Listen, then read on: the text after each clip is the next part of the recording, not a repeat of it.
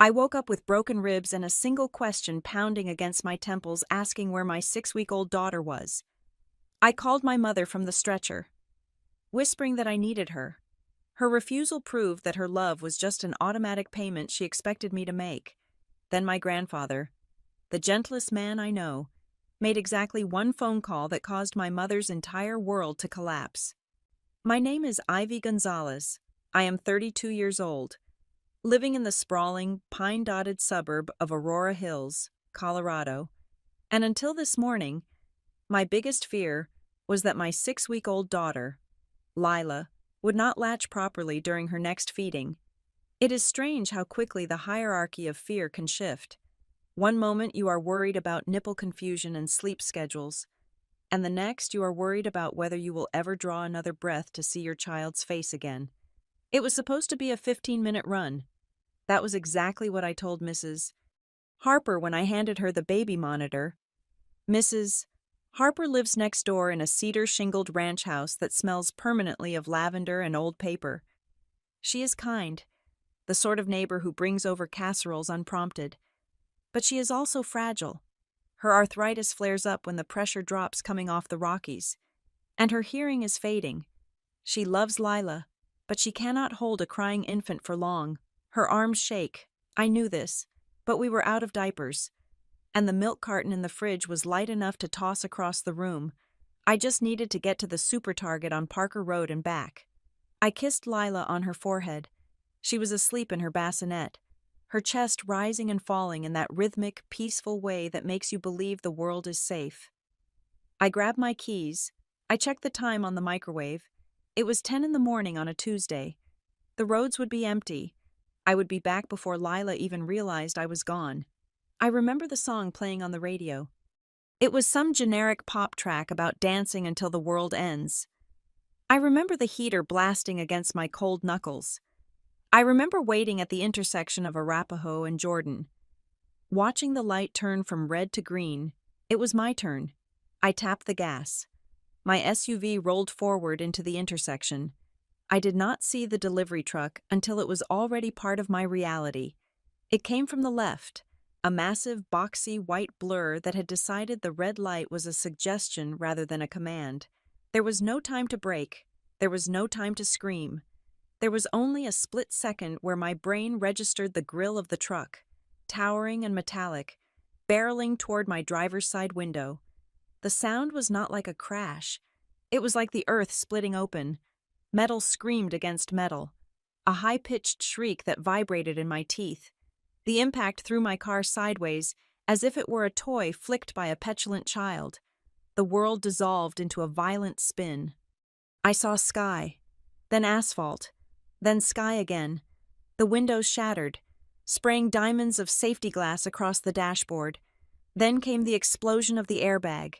It hit me in the face with the force of a prizefighter, hot and smelling of burnt chemicals and dust. My head whipped back against the headrest. A sharp, sickening crack echoed in my ears, louder than the crunching steel. Then, the lights went out. Darkness was heavy and comfortable. It would have been easy to stay there, but a sound pulled me back. It was a siren, a wailing, urgent mechanical scream that grew louder and louder until it was right on top of me. I gasped, sucking in air that tasted like copper and smoke. Pain bloomed in my chest, a hot iron pressing against my ribs. My head felt like it was stuffed with wet cotton. I tried to move my arm, but it felt heavy, detached. "Ma'am, can you hear me?" The voice was male, professional, tight with controlled urgency. I blinked my eyes open. A face hovered above me, framed by the fluorescent ceiling of an ambulance. He was wearing a uniform with a patch I could not read. He was checking my pupils with a penlight that felt like a needle in my brain. My car," I croaked. My throat felt like sandpaper. "You were in an accident," the paramedic said. He was securing a strap across my chest. "We are taking you to Riverbend County Medical. You have taken a pretty big hit, ma'am. I need you to stay still." Realization hit me harder than the truck had. Lila. I tried to sit up, but the pain in my ribs flared so violently I nearly vomited. The paramedic pushed me back down gently but firmly. My baby, I wheezed. I have a baby. There was no baby in the car, the paramedic said, his voice soothing. We checked the car seat. It was empty. You were alone. No, I said, panic rising in my throat, choking me. She is at home. She needs to eat. I looked at the paramedic, my vision swimming. She is 6 weeks old. She only takes the breast. She won't take a bottle, Mrs. Harper. She can't. I was hyperventilating. The monitor next to my head started beeping faster, a manic tempo that matched my heart. Lila was hungry. She fed every 2 hours. If I wasn't there, she would scream. She would scream until her face turned purple.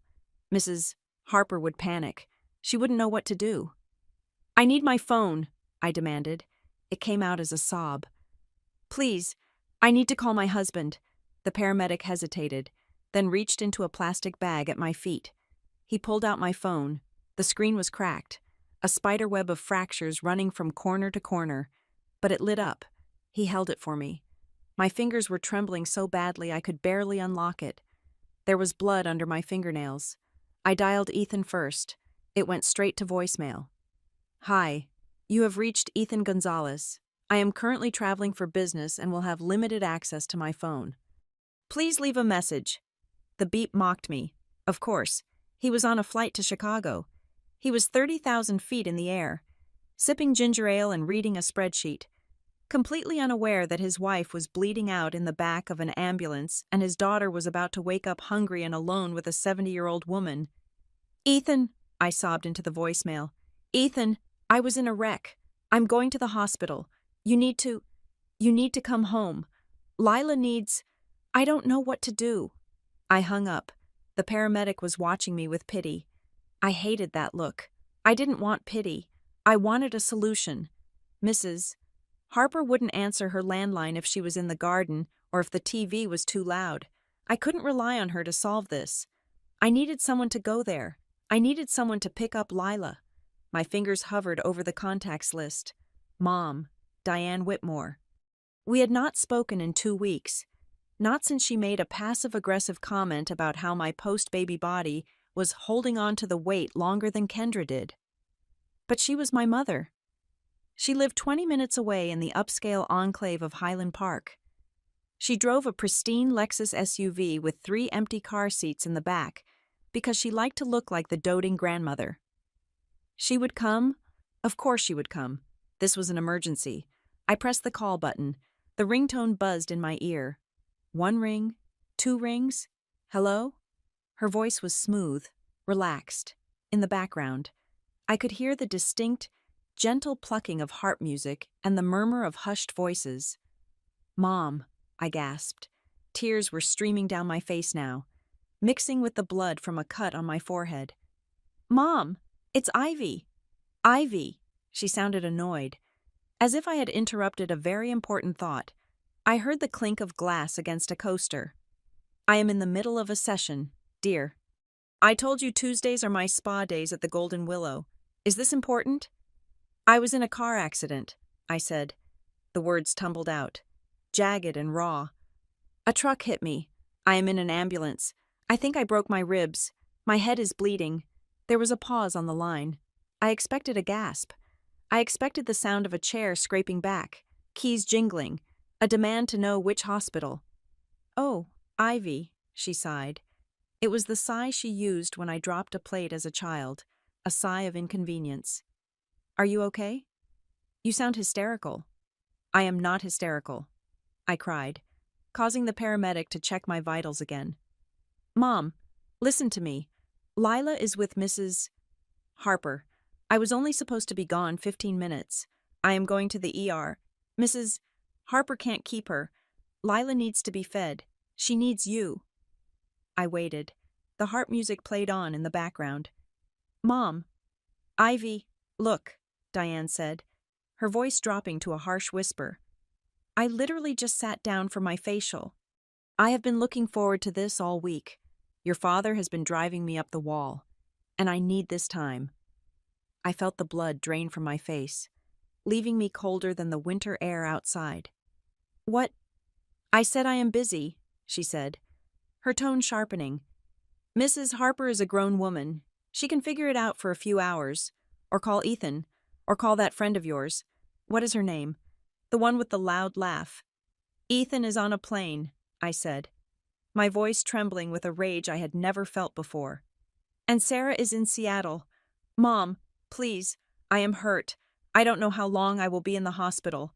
Lila is 6 weeks old. She will be terrified. Please, just go get her. I can't just leave, Ivy. I have a wrap scheduled after this. And I already paid the deposit. It is non-refundable. The paramedic was staring at me. He could hear her voice leaking through the speaker. His expression had shifted from professional detachment to horrifying shock. Are you serious? I whispered. I could have died. I might have a brain bleed. And you are worried about a deposit. Stop being so dramatic, Diane snapped. You are talking. Aren't you? You are conscious? So you are fine. You always make everything such a production. Just like when you were a teenager. Always the victim. Mom, I have to go. The esthetician is waiting. Figure it out. Ivy, you are a mother now. Stop expecting everyone else to clean up your messes. The line went dead. I stared at the phone. The screen went black. Reflecting my own battered face, there was a gash above my left eyebrow, oozing blood. My lip was swollen, but the pain in my body was nothing compared to the hollow, freezing sensation spreading through my chest. It wasn't that she couldn't come. She had a car. She had the time. She was 20 minutes away. She just didn't want to. She chose a facial over her injured daughter and her hungry granddaughter. I let the phone drop onto the sheet. The ambulance hit a bump, and agony shot through my ribs. White-hot and blinding. I squeezed my eyes shut, but the darkness didn't help. In the dark, I could see my mother's face. I could see the perfectly applied makeup, the dismissive wave of her hand. I had spent my entire life trying to buy her affection. I paid their bills. I bought their plane tickets. I listened to their complaints. I thought if I was just good enough, successful enough, generous enough, she would finally look at me the way she looked at my sister, Kendra. But as the ambulance siren wailed into the gray morning, the truth settled over me like a shroud. She didn't care. She never had. And she never would. Ma'am, the paramedic asked softly, is someone coming? I opened my eyes. I looked at the ceiling of the ambulance. I thought of Lila, tiny and helpless, waiting for a mother who wasn't coming home. No, I said. My voice was dead. No one is coming. But that wasn't an option. I couldn't leave Lila. I had to think. I had to function. The pain was trying to drag me under. But the image of my daughter screaming in Mrs. Harper's arms kept me tethered to the surface. I needed a professional. I needed someone who did not require a deposit of emotional currency I did not have. I grabbed the phone again. My fingers were slippery with blood. I searched my memory, fighting through the fog of the concussion. When I was pregnant, I had been paranoid. I had researched everything. I had saved a number for a service I thought I would never use, something for the ultra-wealthy or the desperate. Silver Sprout Newborn Care. I scrolled through my contacts. I found it. I pressed dial. It rang once. Silver Sprout Emergency Line. This is Claire speaking. How can we assist you today? The voice was crisp, alert, and efficient. It sounded like salvation.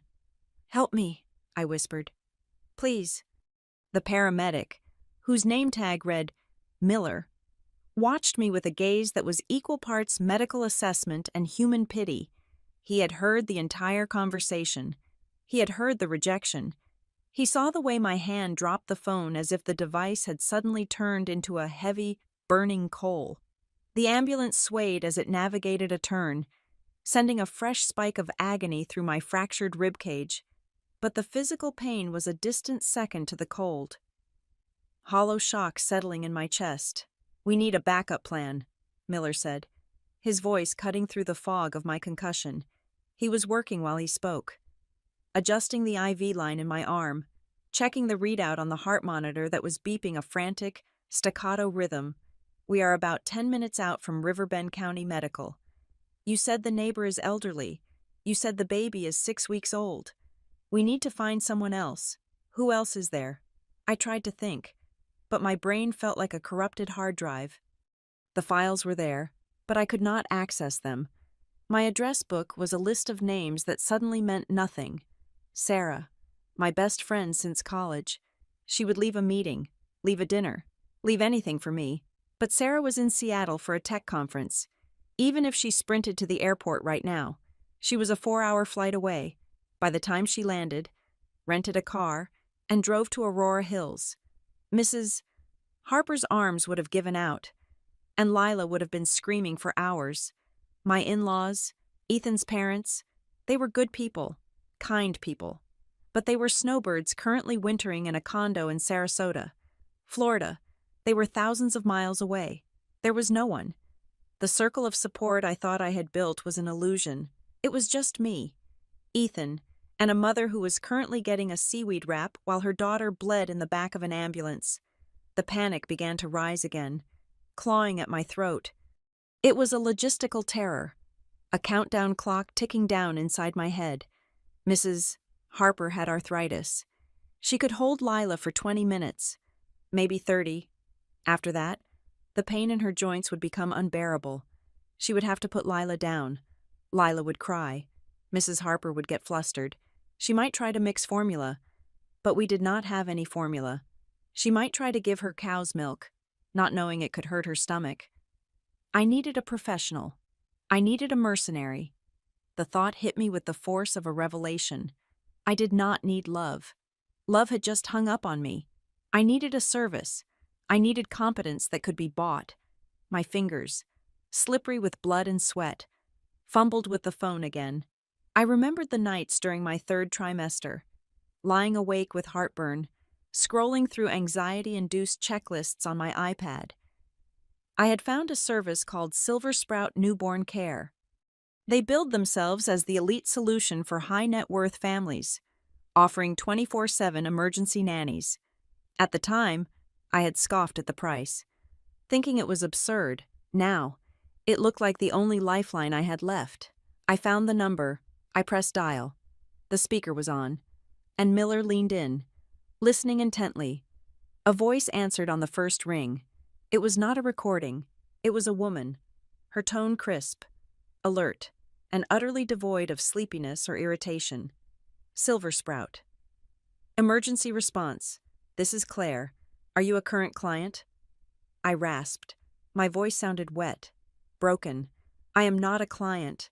I am a mother. I was just in a car accident. I am in an ambulance. My 6-week-old daughter is at home with an elderly neighbor who cannot care for her. My husband is in the air. My mother, I choked on the word. My family is unavailable. I need someone at my house. Now. There was no pause, no judgment, no sigh of inconvenience. The shift in Claire's tone was instantaneous. She moved from receptionist to tactical commander. I am opening a file, Claire said, the sound of rapid typing filling the background. Give me the address. I rattled off the house number and street name in Aurora Hills. Okay, I have located the residence, Claire said. I have a certified pediatric nurse, Tessa, available in your sector. She is currently finishing a shift in Cherry Creek. I can have her at your door in roughly 40 to 50 minutes. Is the neighbor capable of holding the perimeter until then? 40 minutes. I did the math in my head. Mrs. Harper could last 40 minutes. She had to. Yes. I said, yes, she can wait. Okay. Now I need details on the infant. Name Lila. Any medical conditions, allergies, or medications? No. She is healthy. Feeding method. Breast exclusively, I said, and the panic spiked again. She won't take a bottle. We have not introduced it yet. She's going to be hungry. She is going to starve. Claire's voice became steel, firm and grounding. She will not starve in 40 minutes. Ivy, listen to me. Does she have a stash of pumped milk? Yes. Freezer, bottom drawer, dated, good. Tessa is a lactation specialist. She knows how to cup feed or syringe feed if the baby refuses the bottle. She will get calories into your daughter. Do not worry about that. Does the neighbor have a key, or do we need an entry code? Front door code is 4821. I said. The typing stopped. Okay, I am dispatching Tessa now. She will have a tablet with all this information. She will identify herself to the neighbor. She will stay with Lila until your husband arrives. We will bill the card on file later, right now. The priority is the child. I sobbed. It was a singular, ugly sound that tore out of my throat. It was the sound of a burden being lifted by a stranger's hands. Thank you, I whispered. We will be there. Ivy, Claire said. Her voice softened. Just a fraction. Focus on getting well. Your baby is safe. The line disconnected. I let the phone fall onto my chest. I looked at Miller. He let out a long breath he seemed to have been holding for the last 3 minutes. That, Miller said, shaking his head, was the most professional thing I have ever heard. You did good. Mom, you did good. The ambulance began to slow down. The siren changed pitch, dropping to a lower, growling warble as we navigated traffic. We were arriving. The doors swung open, flooding the cramped compartment with the harsh, gray light of the hospital loading dock. The air smelled of exhaust and rain. Suddenly, I was no longer a mother managing a crisis. I was a trauma patient. A team of scrubs descended on me. Voices shouted numbers and vitals. Hands grabbed the gurney. The world became a blur of ceiling tiles rushing past like a fast-forwarded movie. Trauma Bay 2. Someone yelled, female, 32, broadside collision, loss of consciousness, possible internal bleeding. They transferred me onto a hospital bed. The movement was agonizing, a shearing pain that felt like my ribcage was trying to separate from my spine. I gritted my teeth, refusing to scream. I had to stay lucid. I had to be awake in case Tessa called, in case Ethan landed. A doctor appeared above me. She had stern eyes and a penlight that blinded me. Ivy, I am Dr. Reynolds. Can you tell me what day it is Tuesday? I whispered. Do you know where you are? Riverbend County Medical? Good. We are going to take you for a CT scan. We need to check your head and your abdomen. We are going to give you something for the pain now. I felt the cold slide of medication into my IV. The sharp edges of the room began to soften. The pain in my ribs dulled from a scream to a dull roar. They wheeled me down a hallway that seemed to stretch on forever. The hospital was a machine, efficient and cold. The CT scanner was a giant, whirring donut in a freezing room. I lay there, staring up at the plastic casing, listening to the mechanical hum as it sliced my body into digital images. The technician told me to hold my breath. I held it. I thought about the air in my lungs. I thought about how easy it would be to just stop breathing. But I had to breathe. I had to breathe for Lila. After the scan, they moved me to a curtained cubicle in the ER. A nurse came in to stitch the gash on my forehead. He was young, with gentle hands. He cleaned the dried blood from my eyebrow with cool saline. You are lucky, he said quietly as he threaded a needle. A few inches to the left, and that truck would have hit the driver's door directly. We would be having a very different conversation, or no conversation at all. I closed my eyes as the needle pierced my skin. The sting was sharp, specific. 1 stitch, 2 stitches, 3 stitches. Lucky? Was I lucky? Yes, I was alive. My daughter was going to be cared for by a highly trained nurse named Tessa, who cost $50 an hour plus an emergency dispatch fee.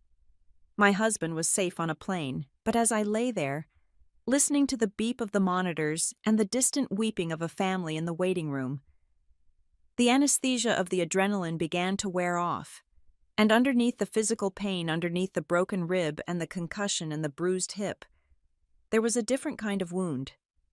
It was a gaping, ragged hole in the center of my chest where my mother used to be. I replayed the call in my mind. I analyzed it like a piece of evidence. I am busy. Don't make a scene. I have a deposit. It wasn't just selfishness. It was a complete absence of maternal instinct. It was a void. When I told her I was hurt, when I told her her granddaughter was stranded, she didn't feel fear. She felt annoyed. She felt interrupted.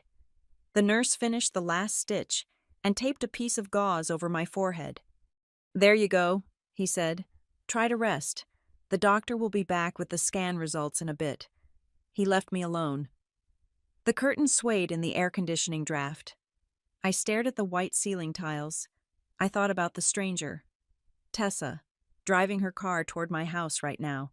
She was racing against time to comfort a baby she had never met. She was doing it for a paycheck. Yes, but she was doing it. She had said yes when the person who gave me life had said no. A tear leaked out of the corner of my eye and slid into my hair. It was hot and salty. The broken rib was a sharp, jagged pain every time I inhaled. But the realization that my mother viewed my existence as an administrative burden, that pain was not sharp. It was heavy. It felt like I was being crushed under the weight of a truth I had spent 32 years trying to ignore. She did not love me. Not really. Not when it cost her something. Not when it was inconvenient. I closed my eyes, and for the first time since the truck hit me, I allowed myself to feel the full weight of the crash. But it wasn't the truck I was mourning. It was the illusion of a family I had just lost forever. The vibration of my phone against the hard plastic of the hospital tray table sounded like a trapped insect. It startled me out of a half-doze that had been more about pain exhaustion than actual sleep. I reached for it with my good arm, wincing as the movement pulled at the stitches on my forehead. The screen lit up with a photo of Ethan. It was a picture I had taken of him last summer, laughing with his head thrown back, holding a half-eaten hot dog. Seeing it now, in the sterile gray light of the recovery room, felt like looking at a relic from a different civilization. I slid my thumb across the screen. "Ethan," I whispered. "Ivy." His voice was a wall of sound, loud and ragged. I could hear the background noise of an airport terminal, the tannoy announcements, the rush of suitcases on tile, the murmur of 1,000 strangers. I just landed. I just got the voicemail. Oh my God. "Ivy, are you okay?" The message cut off. "Tell me you are okay. I am alive," I said, and saying it out loud made my throat tighten. "I am at Riverbend. Broken ribs, a concussion, a lot of bruising, but I am okay. And Lila." His voice cracked on her name. "She is safe," I said quickly. "I hired a service, an emergency nanny named Tessa. She is with her now." Ethan let out a sound that was half sob, half laugh. "Thank God. Okay. I am at the ticket counter. I am getting on the next flight back to Denver. It leaves in 40 minutes. I will be there by tonight." "Ethan, the conference," I said automatically. It was a reflex. For years, I had been trained to prioritize the schedules of others over my own crises. "You are the keynote speaker tomorrow." "Screw the conference," Ethan snapped, and the ferocity in his voice made me blink. "I do not care about the keynote. My wife is in the hospital. My daughter is with a stranger. I am coming home." He paused, and I could hear him breathing hard, as if he had been running. "Ivy," he said, his tone dropping to something darker, something dangerous. "In your voicemail, you said you called your mother." I closed my eyes. The shame washed over me again. Hot and prickly. "Yes, and she couldn't come," I said, my voice small. "She had a facial scheduled. She said she couldn't lose the deposit." The silence on the other end of the line was absolute. For 5 seconds, there was no airport noise, no breathing, just a static void. She said what Ethan asked. His voice was very quiet, in the way a pressure cooker is quiet right before the lid blows off. She said I was being dramatic. I whispered. She told me to figure it out. I heard a slam on the other end, like a hand hitting a counter. "I am going to kill her," Ethan said. "I am going to drive to Highland Park, and I am going to burn that house down." "No, Ethan, do not defend her." "Ivy, not this time. That is monstrous. That is... I cannot even process that. Listen to me. I am coming home. I am calling my parents to fly in tomorrow to help. But tonight, I will be there. You are not alone. Do you hear me? You are not alone." I hung up the phone and stared at the ceiling tiles. I should have felt relieved. My husband was dropping everything for me. He was abandoning the biggest presentation of his career because I needed him. That is what love looks like. That is what family does. But instead of relief, I felt a crushing weight in my chest that had nothing to do with the seatbelt bruise. I felt like weeping, not because I was sad, but because Ethan's reaction was so normal, and yet it felt so foreign to me. I was 32 years old, and I was shocked that someone chose me over a meeting. The room was quiet, save for the rhythmic hiss of the oxygen valve on the wall. My mind, unmoored by the painkillers and the trauma, began to drift backward. It floated past the accident, past the marriage, back to the house in Highland Park, where the carpets were always white and I was always dirty. I thought about Kendra. My sister Kendra was 2 years older than me. She was blonde, petite, and possessed the kind of effortless charm that made waiters give her free desserts. Growing up, Kendra was the sun, and the rest of us were just planets hoping to stay in orbit. If Kendra forgot her homework, my mother would drive to the school. Blaming the chaotic morning schedule, if I forgot my homework, I was irresponsible and needed to learn a lesson. If Kendra crashed the car, which she did, twice. In high school, it was an unfortunate accident caused by bad roads. When I got a speeding ticket at 17, my mother sat me down at the kitchen table, her face a mask of tragic disappointment, and told me I was reckless. "You always make everything so messy." "Ivy," she had said. I could still hear that sentence. It hung in the air of the hospital room like stale smoke. "You make things messy. You are difficult. You are the problem." I remembered the time I broke my arm falling out of a tree when I was 10. I had run inside, crying, holding my wrist at a sickening angle. My mother had been on the phone with her tennis partner. She had looked at me, covered the receiver, and hissed, "Can you please keep it down? I am on a call." She took me to the emergency room eventually, but the whole ride there. She sighed. She adjusted the rearview mirror. She complained that this was going to make her late for dinner, by the time the doctor set the bone. I had stopped crying. I had learned, even then, that my pain was an inconvenience. It was a bill to be paid, a schedule disruption to be managed. Kendra, on the other hand, was never a disruption. Kendra was an investment. I shifted in the hospital bed, the plastic mattress cover crinkling beneath me. It was midnight now. The nurses had dimmed the lights in the hallway. I could hear the soft squeak of rubber shoes on linoleum. I couldn't sleep. My body was exhausted, but my brain was wired, buzzing with the electricity of betrayal. I picked up my phone again. I told myself I just wanted to check the time, but my thumb hovered over the banking app. I needed to see if the payment to the emergency nanny service had gone through.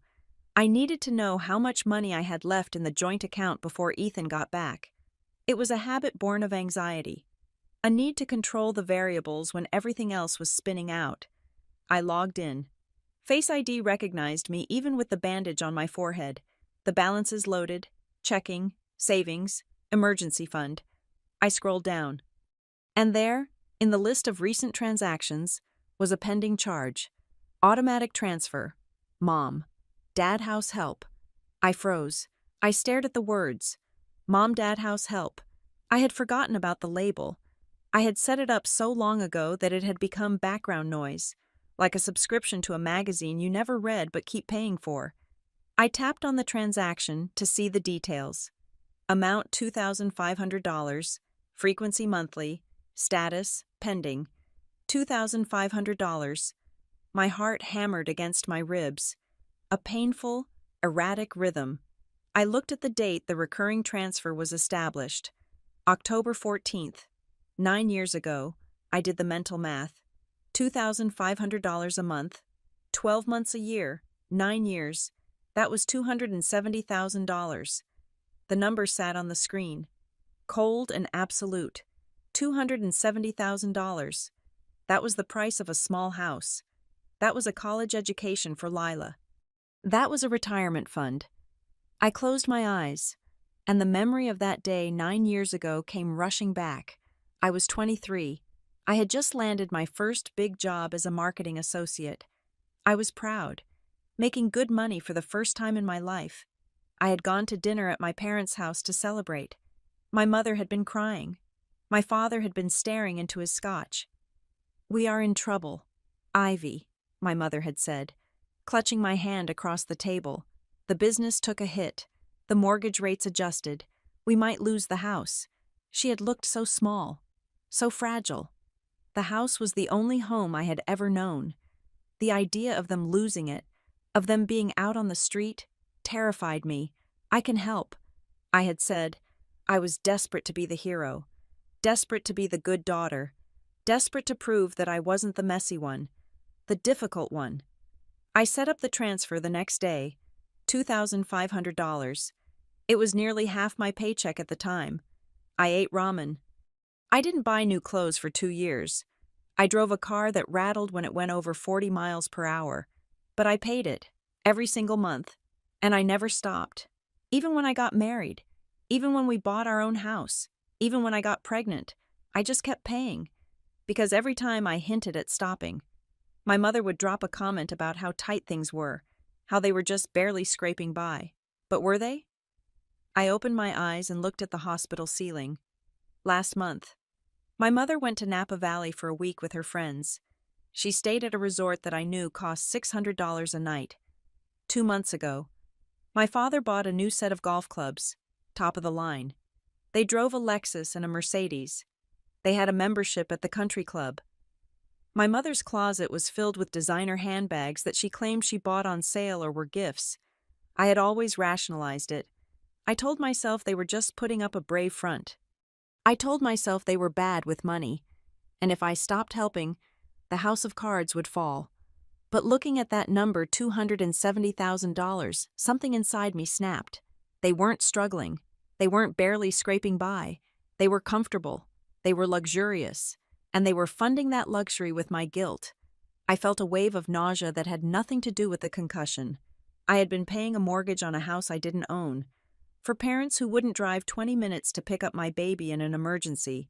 I thought about the facial, the non-refundable deposit. My mother had chosen a $200 skincare treatment over my safety. Meanwhile, I had given her $250,000 to ensure she never had to worry about a bill. It wasn't a relationship. It was a scam. I was not their daughter. I was their retirement plan. I was their slush fund. I was the silent partner in the business of their perfect life. And Kendra didn't pay a dime. I knew that for a fact. Kendra was the artist, the free spirit. Kendra needed help with her rent. Kendra needed help with her car payments. Where did that help come from? The realization hit me like a second truck. My money, I was paying for Kendra too. My breath came in short, sharp gasps. The room seemed to tilt. The betrayal was so total, so comprehensive, it felt like my skin was being peeled off. I looked at the phone again. The cancel recurring transfer button was right there. It was a small, red outline. My finger hovered over it. I could hear my mother's voice in my head. "You are so selfish. Ivy, you are abandoning us, after everything we did for you, for 32 years. That voice had controlled me. It had kept me small. It had kept me paying. But then I heard another voice. "I am busy. Don't make a scene." That was the voice of the woman who left me in an ambulance. And then I heard a third sound. The imaginary cry of my daughter, Lila. If I kept paying this money, I was taking it from Lila. I was taking her future and handing it to a woman who viewed her as an inconvenience. I thought about the $2,500 leaving my account tomorrow. No. My finger pressed the glass. "Are you sure you want to cancel this recurring transfer?" "Yes. Transfer canceled."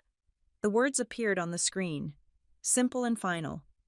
I let out a breath that shuddered through my entire body. The pain in my ribs flared. But for the first time all night, the pain in my heart eased just a fraction. I was done. If they wanted a daughter, they should have acted like parents. If they wanted my money, they should have given me love. But they had charged me for their affection, and the price had just become too high. I put the phone down on the chest. I stared out the window at the black square of the night sky. I knew what would happen next. I knew the phone calls would start. I knew the guilt trips would come. I knew they would scream and cry and tell me I was ruining them. Let them scream. I closed my eyes. And for the first time in 32 years, I didn't feel like the messy child. I felt like the person holding the checkbook, and the bank was officially closed. The silence in the hospital room after I pressed that cancel button was heavy, but it was a different kind of heavy than before. It was not the crushing weight of obligation anymore. It was the terrifying, weightless sensation of free fall. I had just cut the rope that tethered me to my family for nearly a decade. I stared at the screen where the confirmation message faded away. The recurring transfer was gone. The bridge was burned. But my mind was not done with the math. The number I had calculated earlier, $270,000, kept swirling in my head, nauseating and relentless. That figure was not just a statistic, it was a confession. I realized with a jolt of shame that I had never told Ethan the true extent of it. He knew I helped my parents. He knew I picked up the check at dinner, or paid for a flight here and there. He knew I was generous, but he had no idea about the monthly $2,500. We kept our finances largely separate, a decision I had championed early in our marriage under the guise of feminist independence. I had told him I wanted to maintain my own agency, my own safety net. That was a lie. I had kept our accounts separate because I was ashamed. I was ashamed that I was a 32-year-old woman who was still paying a subscription fee for her mother's love. I was ashamed that I was siphoning off our potential wealth to prop up a facade of upper-middle-class success in Highland Park. If Ethan knew I had funneled $250,000 into my mother's closet and my father's country club tab while we were saving for a nursery, he would not just be angry. He would be heartbroken.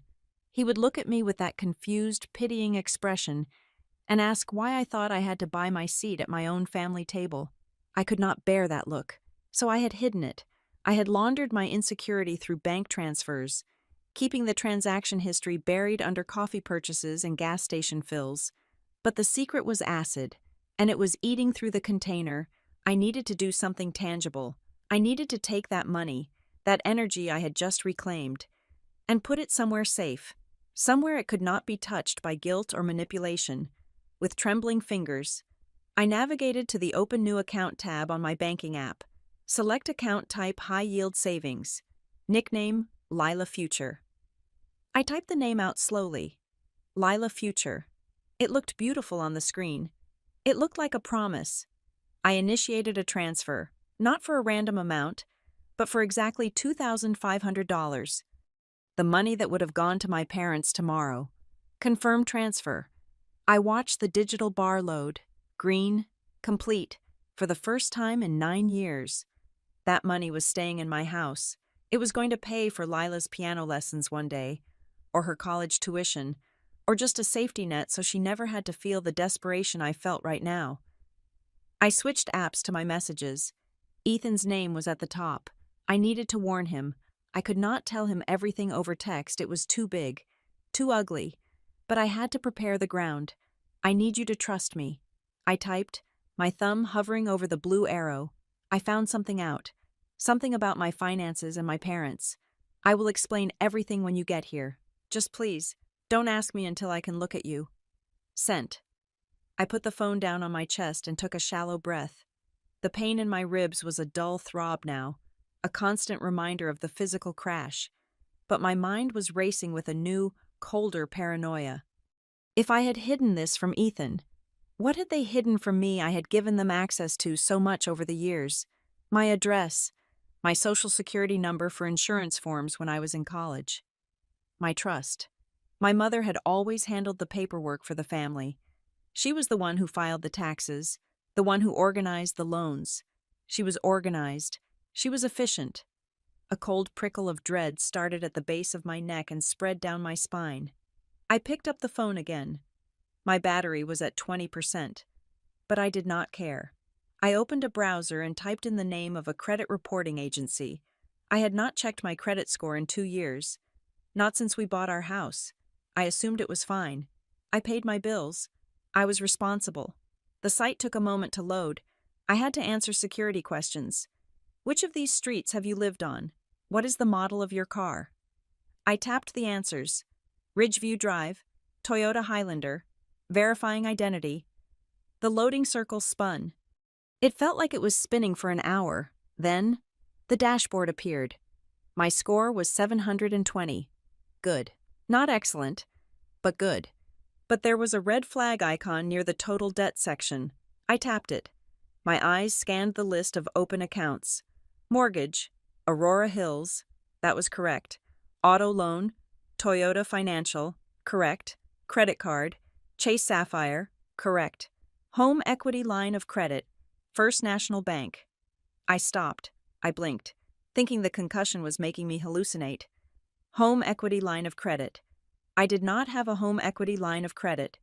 Ethan and I had talked about it once to renovate the kitchen, but we decided against it. We wanted to pay down the principal first. We never signed papers. We never went to the bank. I tapped on the detail view. Opened 3 years ago. Original amount $150,000. Current balance $148,000. Co-borrower Diane Whitmore. Co-borrower Ivy Gonzalez. The air left the room. It felt like the oxygen valve on the wall had been shut off. I stared at the name, Diane Whitmore, and next to it, Ivy Gonzalez. My mother had taken out a loan against her house, the house I had been helping her save, and she had put my name on it. She had made me a co-signer. I closed my eyes, trying to remember 3 years ago. What was happening 3 years ago? I was planning my wedding. I was distracted. I was happy. I remembered a lunch. My mother had brought a stack of papers to the restaurant, just some insurance updates. "Honey," she had said, sliding a pen across the table while I was eating a salad, "since you are getting married, we need to separate you from our policy. Just sign here, here, and here." I hadn't read them. I hadn't read them because she was my mother. I hadn't read them because who assumes their mother is sliding a loan application for $150,000 under their nose over a Cobb salad? I felt like I was going to vomit. This wasn't just financial abuse. This was fraud. This was identity theft. This meant that if they defaulted on their house, which they clearly were at risk of doing if they needed my monthly payments, the bank wouldn't just come for them. They would come for me. They would come for my house. They would come for Lila's future.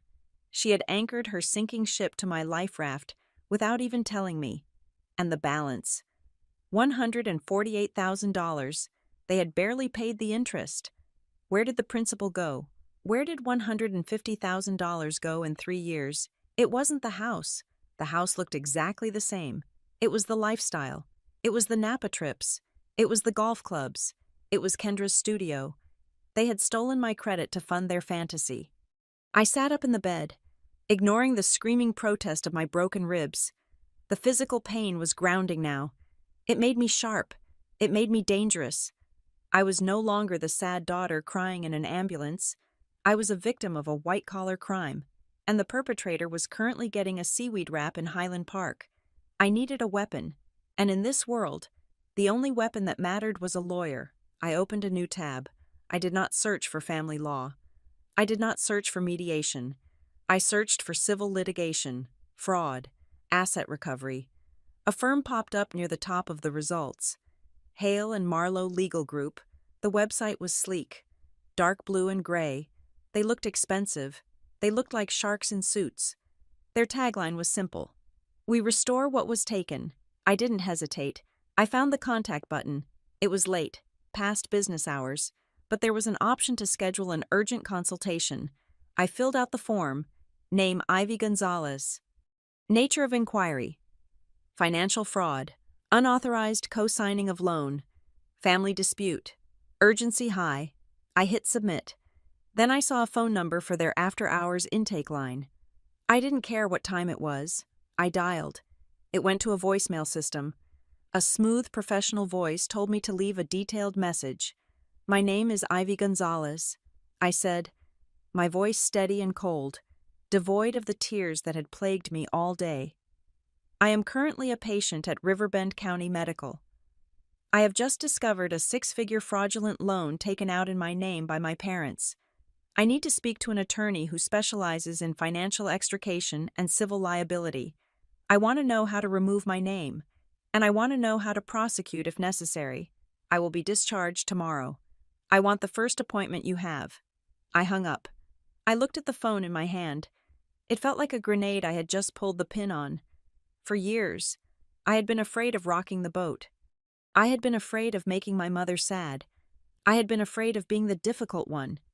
But looking at that credit report, looking at the $150,000 of debt chained to my ankle, I realized something. They didn't just borrow money. They mortgaged my life. They looked at me and didn't see a person. They saw collateral. I laid back against the pillow. The room was dark, but my eyes were wide open. Ethan was coming. He would be here soon, and for the first time in our marriage. I wasn't going to hide the mess.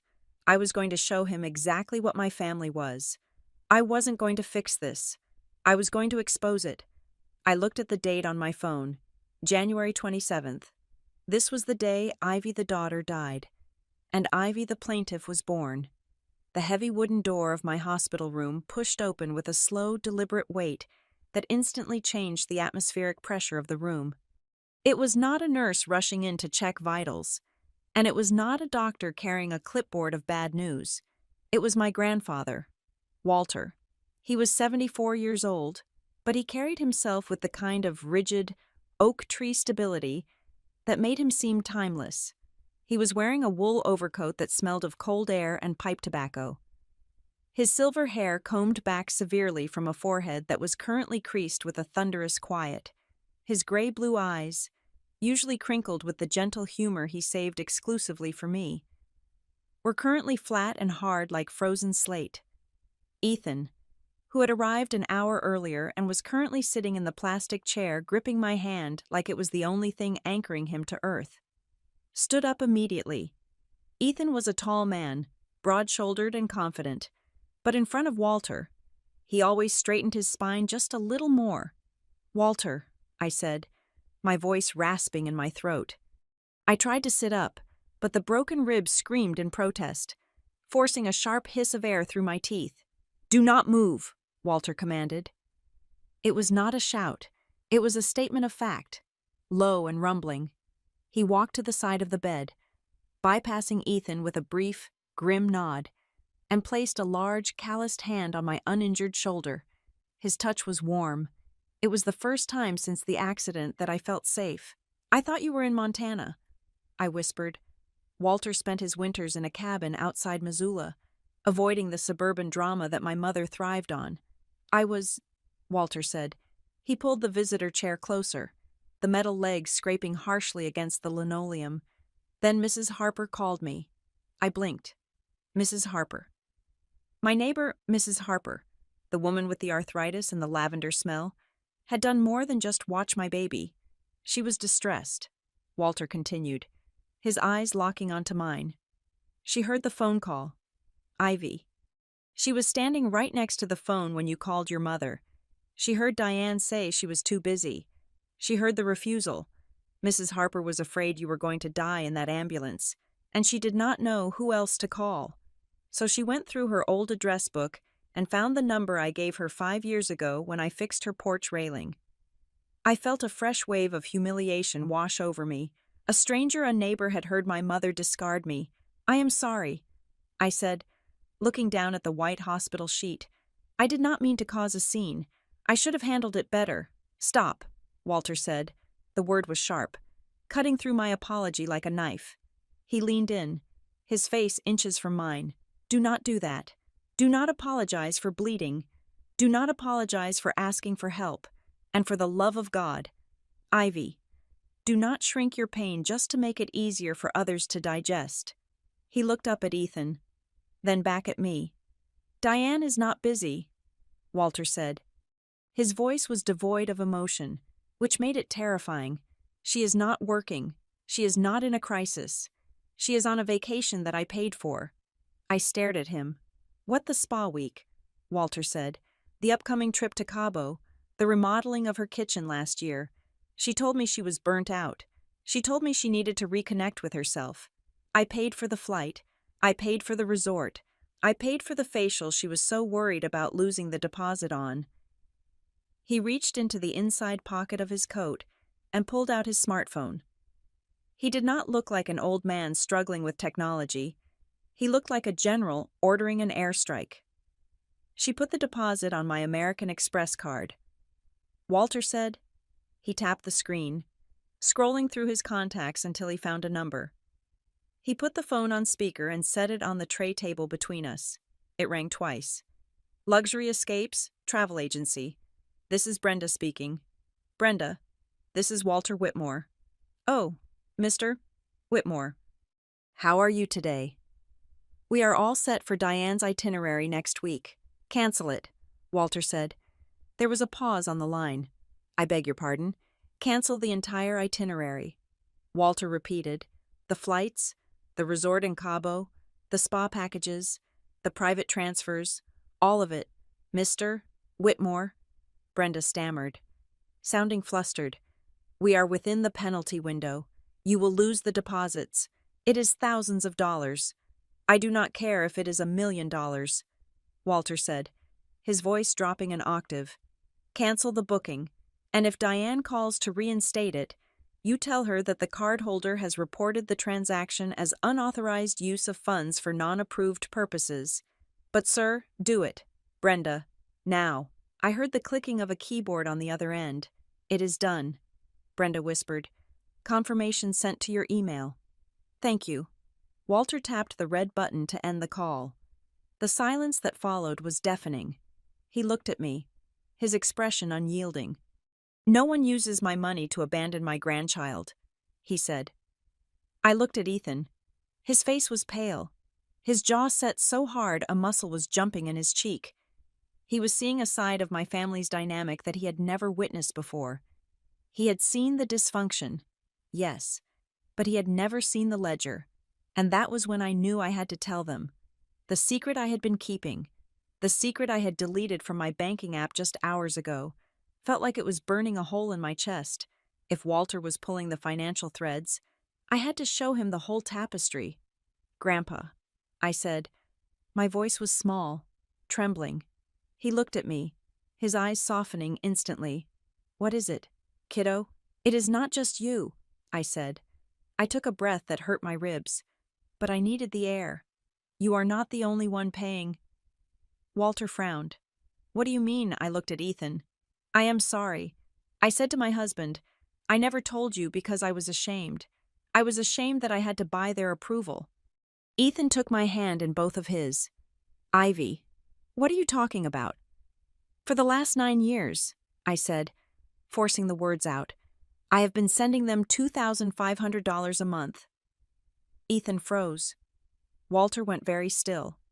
$2,500, Ethan repeated, emphasizing each word. A month, I nodded. Since I was 23, since they told me they were going to lose the house, I set up an automatic transfer. I never stopped it. Until tonight, I saw Ethan doing the math in his head. I saw the realization hit him. That is over $250,000. Ivy. I know, I whispered. Tears pricked my eyes. I know. Walter did not do the math. He did not look surprised by the amount. He looked furious, but the fury was not directed at me. He stood up and walked to the window, looking out at the darkness. He stood there for a long time, his silhouette framed by the city lights. They told me they were struggling too. Walter said to the glass. He turned around. 10 years ago. Diane came to me. She said the business was failing. She said your father made some bad investments. She asked for help with the mortgage. I have been paying the mortgage on that house for 10 years. Ivy. The room spun. You pay the mortgage, I asked. Yes, Walter said. Directly to the bank. But, I stammered. They told me the money I sent was for the mortgage. They said if I did not send it, the bank would foreclose. Walter's face darkened. If I am paying the mortgage, and you are paying the mortgage, then where is your money going? We stared at each other. The pieces of the puzzle were clicking together, forming a picture so ugly I wanted to look away. It is going to the lifestyle, I said. Remembering the credit report, it is going to the trips, the cars. It is going to Kendra. Kendra.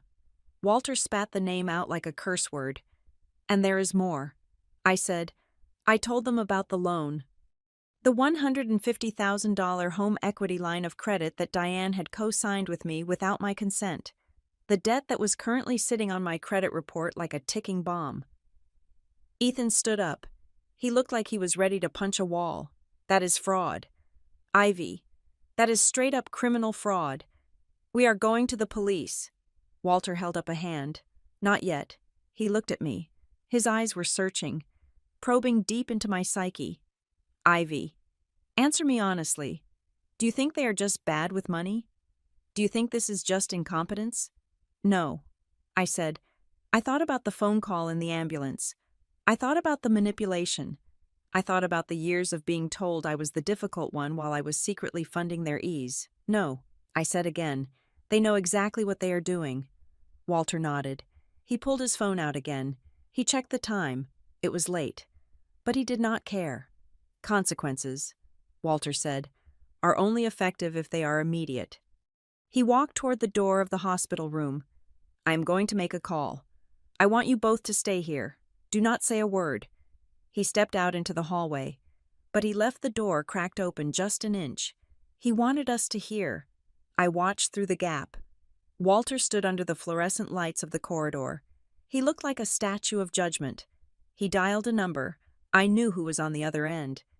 Diane, Walter said. His voice carried into the room, clear and cold. I could not hear her reply, but I could imagine the tone, the feigned sleepiness, the confusion. Shut up, Walter said.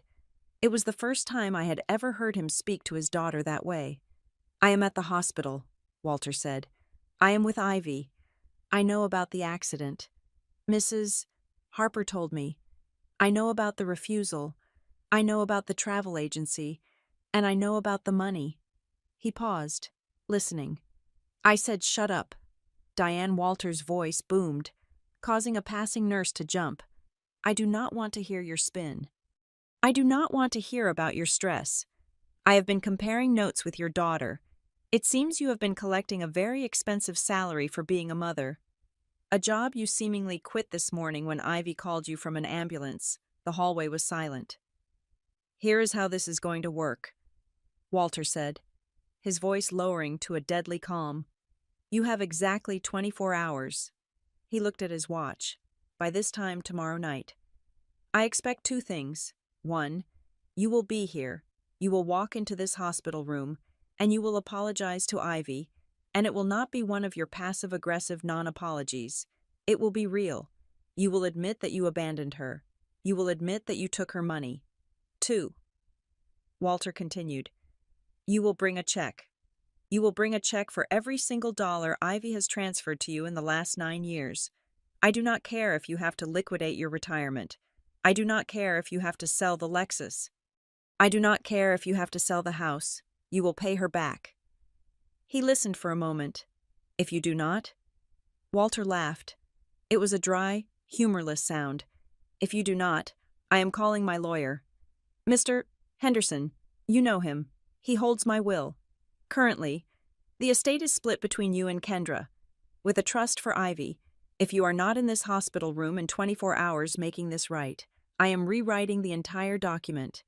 He leaned against the wall. Every penny, Diane, the house in Missoula, the investment portfolio, the land in Texas, all of it. I will sign it all over to Ivy and Lila. You and Kendra will get absolutely nothing. You will be cut off. And considering you have no savings because you have spent mine and Ivy's, I suggest you take this threat very seriously. He pulled the phone away from his ear. Do not test me. Diane, you have lost the privilege of my patience. He hung up. Walter stood there for a moment, composing himself. He smoothed the front of his coat.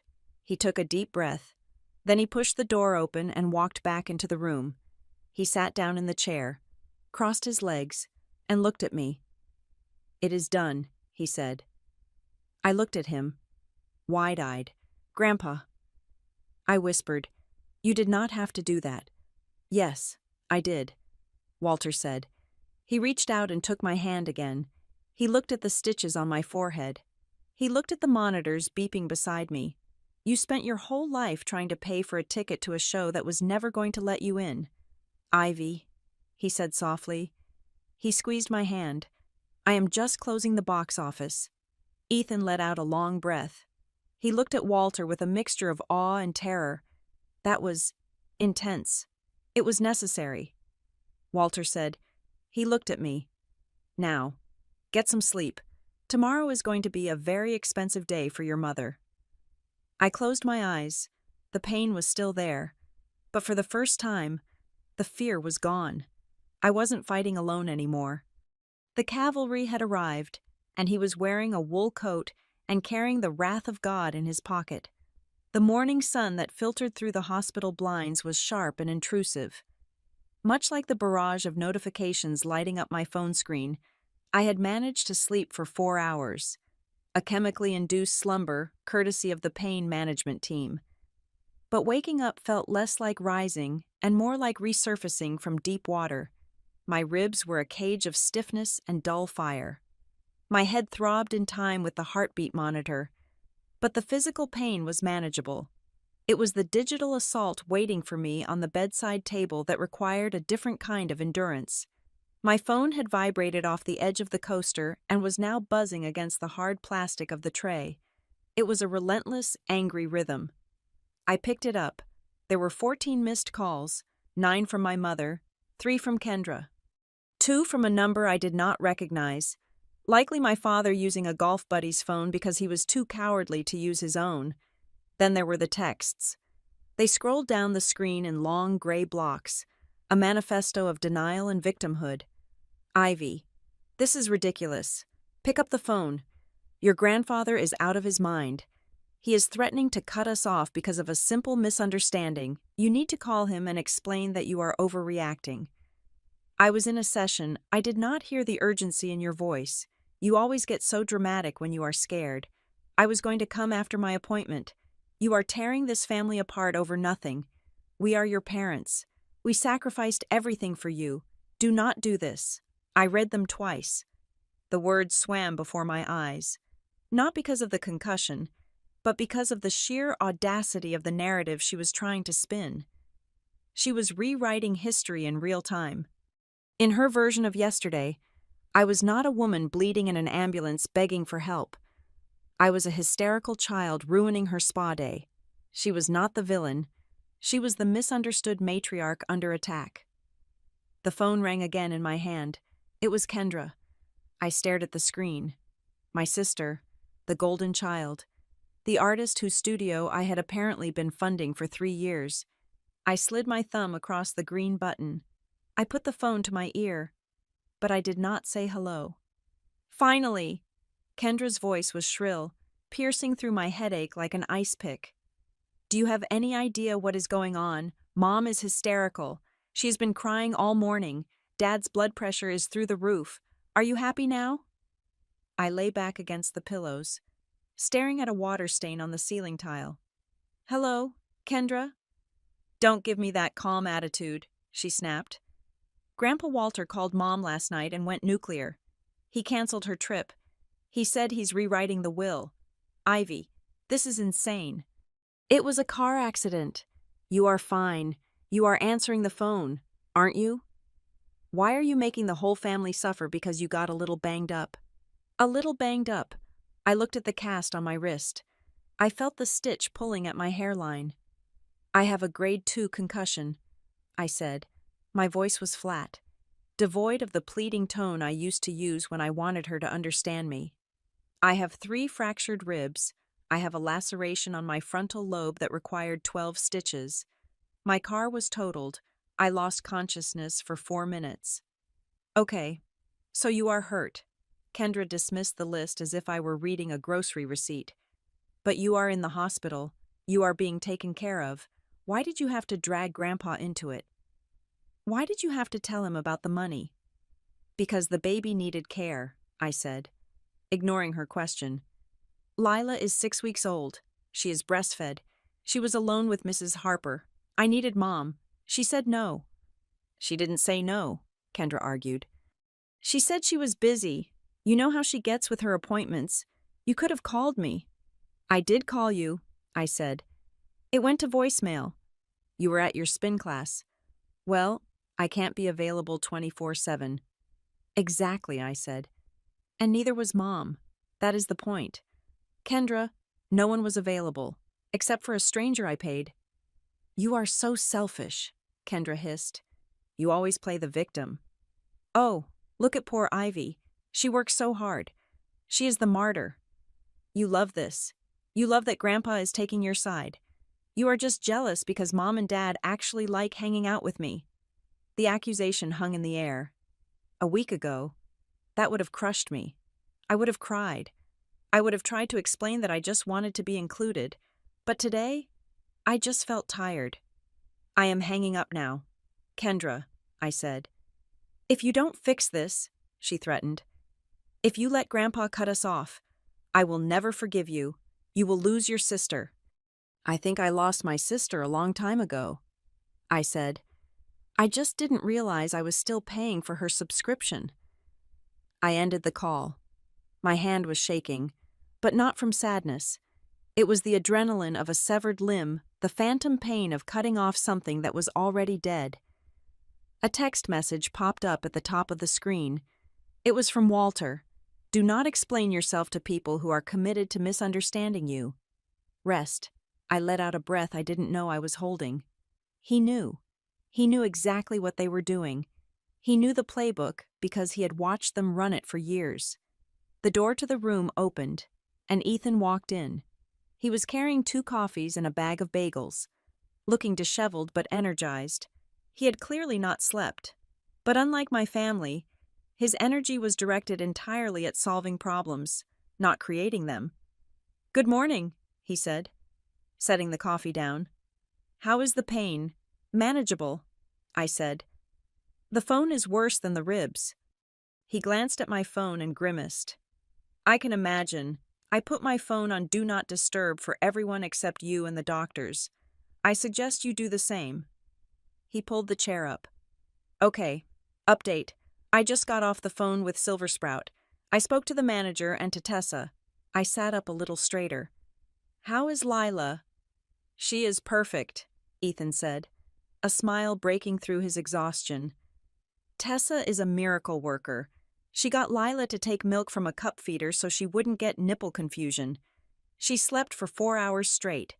Tessa sent me a log of every feed and diaper change. She is staying until we get home, and I extended her contract for another 3 days, so you don't have to lift a finger when we get back. You extended it, I asked. That is expensive, Ethan. I do not care, Ethan said firmly. I transferred money from our savings, and frankly, considering we are not sending $2,500 to Highland Park tomorrow, we have the budget. He looked at me seriously. I also called a cleaning service to do a deep clean of the house before you get discharged, so you don't have to worry about germs. And I have your parents' numbers blocked on my phone. If they want to talk to us, they can talk to Walter or they can talk to a lawyer. I looked at him, this man who was handling the logistics of my recovery with the precision of a military operation. He wasn't telling me I was dramatic. He wasn't asking me to consider his stress. He was just showing up. I realized then that family is not a genetic marker. Family is not who you share DNA with. Family is who answers the phone when you are bleeding. Family is the people who show up. Thank you, I said, reaching for his hand. Thank you for being the adult. I am just being your husband, he said simply, and I am sorry I wasn't here yesterday. I am never leaving you alone again. My phone buzzed again. I looked at it. It was Diane again. I hesitated. Walter had told me to rest. Ethan had told me to block them. But there was something inside me that needed to say it. I needed to say it to her face, or at least to her ear. I needed to close the loop. I answered. Ivy. Diane's voice was breathless, panicked. She had switched tactics. The anger was gone, replaced by a trembling, fragile tone she used when she wanted to evoke pity. Oh, thank God. Ivy, honey, please, you have to talk to your grandfather. I am listening, I said. He is serious. Ivy, she sobbed. He called the bank. He called the travel agent. He is talking about the will. Honey, your father and I, we are getting older. We don't have a lot of savings. We were counting on the inheritance for our care later on. Do you really want to see us on the street? Do you want to be responsible for your parents being destitute? It was a masterclass in manipulation. She was leveraging my fear of their mortality. She was weaponizing my conscience. "You have a house," I said quietly. "You have cars. You have jewelry. You are not going to be on the street. Mom, you might just have to live like normal people." "But we can't maintain the house without help," she wailed. "And the loan?" "Ivy, that loan was for the family. It was to help everyone." "It was to help you," I corrected her, "and you put my name on it without asking me." "I did it because I knew you would want to help," she cried. "You have always been the generous one. Why are you being so cruel? We are family. Families forgive. Families help each other." I closed my eyes. I thought about the ambulance. I thought about the cold air hitting my face as they loaded me in. I thought about the fear, the absolute, primal terror that my daughter was going to be alone. "Family helps each other," I repeated slowly. "Yes," Diane said, sensing a crack in the armor. "Yes, exactly. I made a mistake yesterday. I admit it. I was stressed. But you can't punish us forever. Please, Ivy, call Walter. Tell him to stop." I opened my eyes. The hospital room was bright. Ethan was holding my hand. I was safe. "Mom," I said. My voice was steady. It was the voice of a woman who had survived a crash, not a child seeking approval. "When I called you from the ambulance, I didn't ask for money. I didn't ask for a kidney. I asked for 3 hours of your time to hold my baby." I know, she wept. "And you said no," I said. "You didn't say no because you couldn't do it. You said no because you didn't want to ruin your facial." "It wasn't like that." "It was exactly like that." I cut her off. "You left me alone in an ambulance. Mom, you left Lila alone with a neighbor. You made a choice. You chose yourself." I took a deep breath. "I am not doing this to punish you," I said. "I am not doing this to be cruel. I am just doing what you taught me yesterday." "What?" she whispered. "I am choosing myself," I said. "I am choosing my daughter. And I am choosing to stop paying for people who don't show up. Ivy, please. You have until tonight to meet Grandpa's conditions," I said. "If you don't show up with that check, and if you don't show up with a real apology, then whatever happens to the will is not my fault. It is the consequence of your actions. I am just returning the truth to you. Ivy." I hung up the phone. I looked at Ethan. He squeezed my hand hard. "Block her," I said. Ethan took the phone from my hand. He tapped the screen 3 times. "Blocked," he said. I leaned my head back against the pillow. The guilt I expected to feel, the crushing, suffocating guilt that had followed me my entire life, wasn't there. Instead, there was just silence, and in that silence, I could finally hear myself think. The conference room at Hale and Marlowe Legal Group was cooler than the hospital, smelling of lemon polish and expensive coffee. I sat in a leather chair that cost more than my first car, adjusting the pillow I had brought from home to support my fractured ribs. Beside me, Ethan was scrolling through a PDF on his tablet, his face a mask of concentrated fury.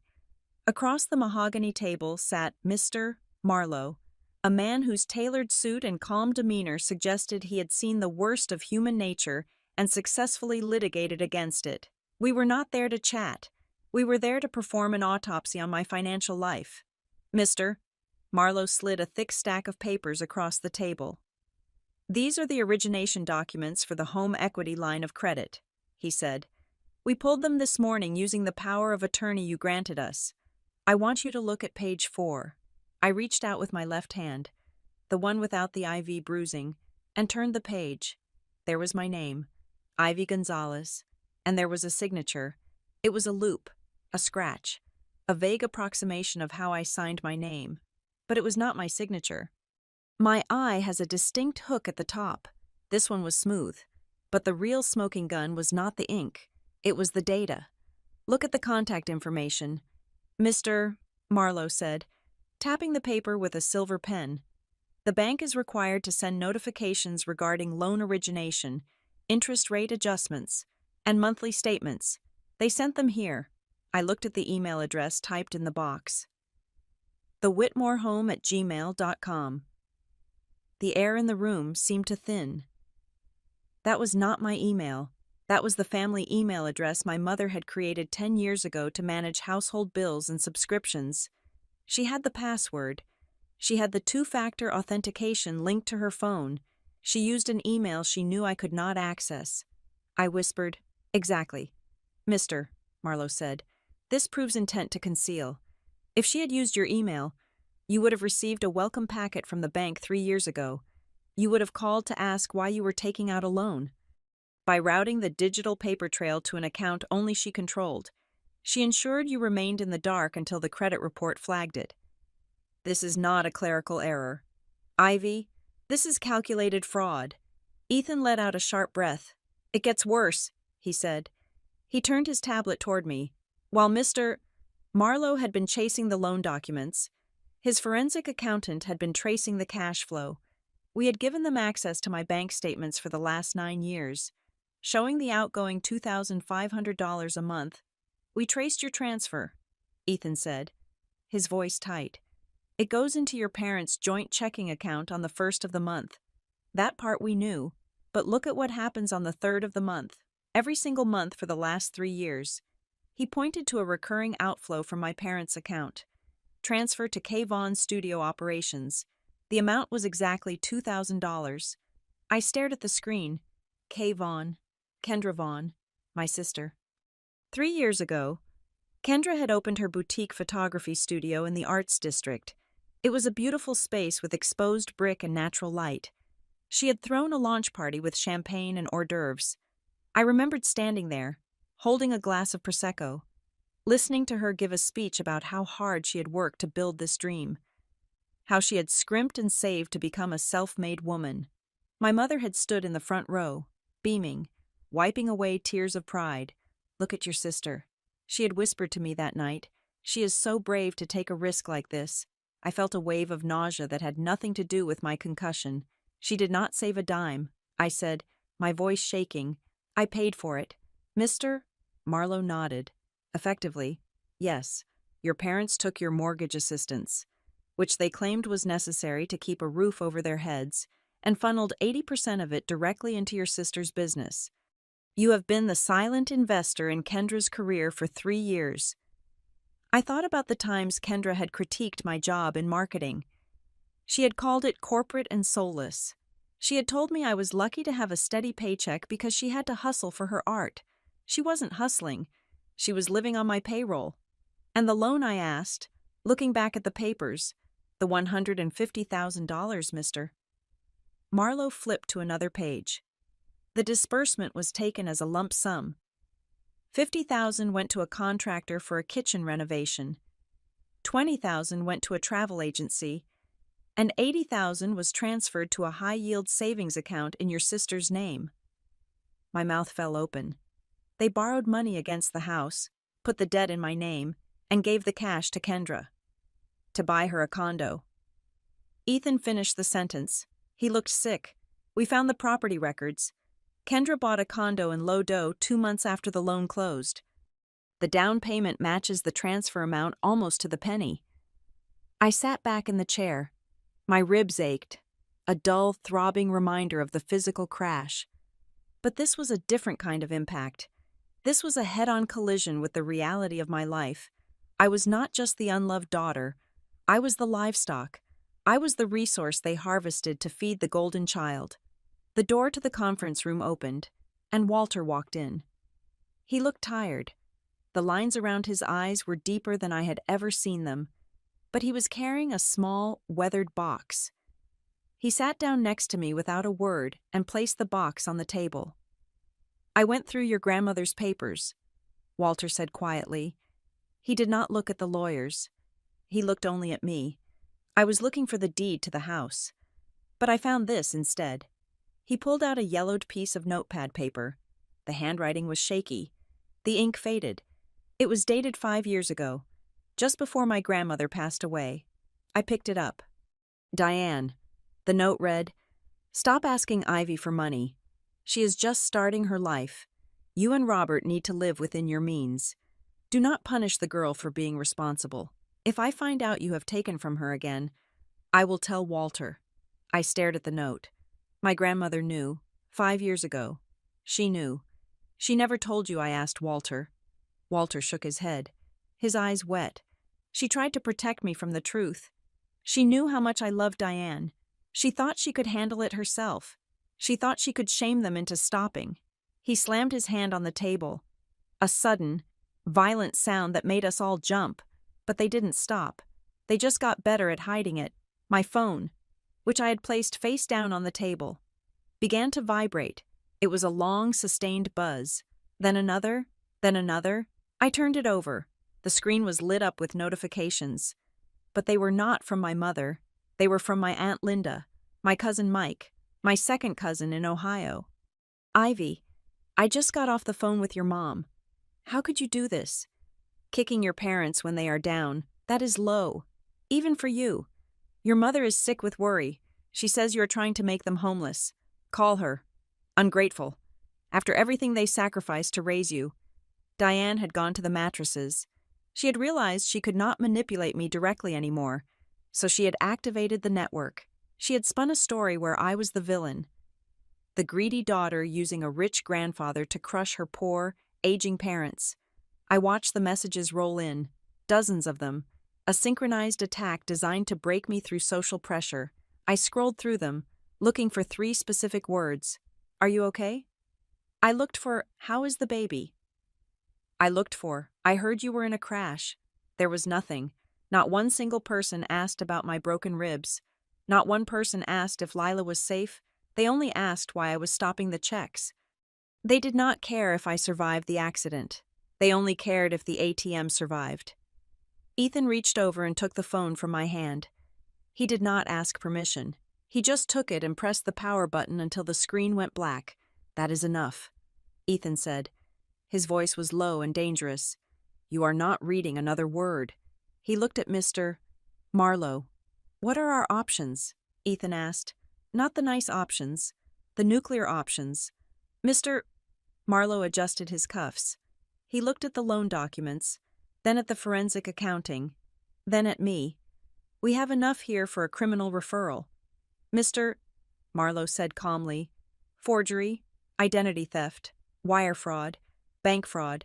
The email address alone is damning evidence of intent to deceive. He leaned forward. But the civil path is faster.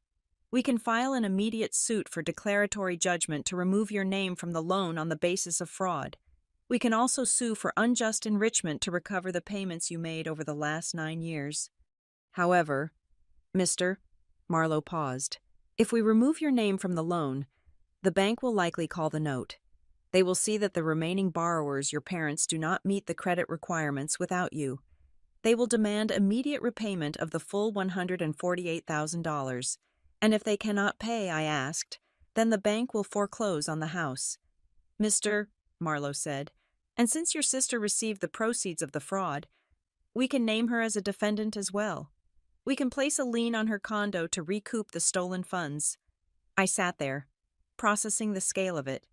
If I signed the papers Mr. Marlowe was proposing, I would not just be stopping the payments. I would be detonating their lives. My parents would lose their home. Kendra would lose her studio and her condo. I would be burning everything they had built on my back. I looked at the yellowed note from my grandmother. Do not punish the girl for being responsible. They had punished me for 9 years. They had punished me for being the good one. They had punished me for surviving. I looked at Walter. He was not telling me what to do. He was waiting. He was letting me be the judge. I looked at Ethan. He was ready to go to war for me. And then I thought about Diane's voice in the ambulance. I have a deposit. She had made her choice. She had valued her comfort over my survival. I looked at Mr. Marlowe. Draft the complaint. I said, Mr. Marlowe nodded, uncapping his pen. All of it, I want my name off that loan. I said, I want my name off their bank accounts. I want my name off their emergency contact lists.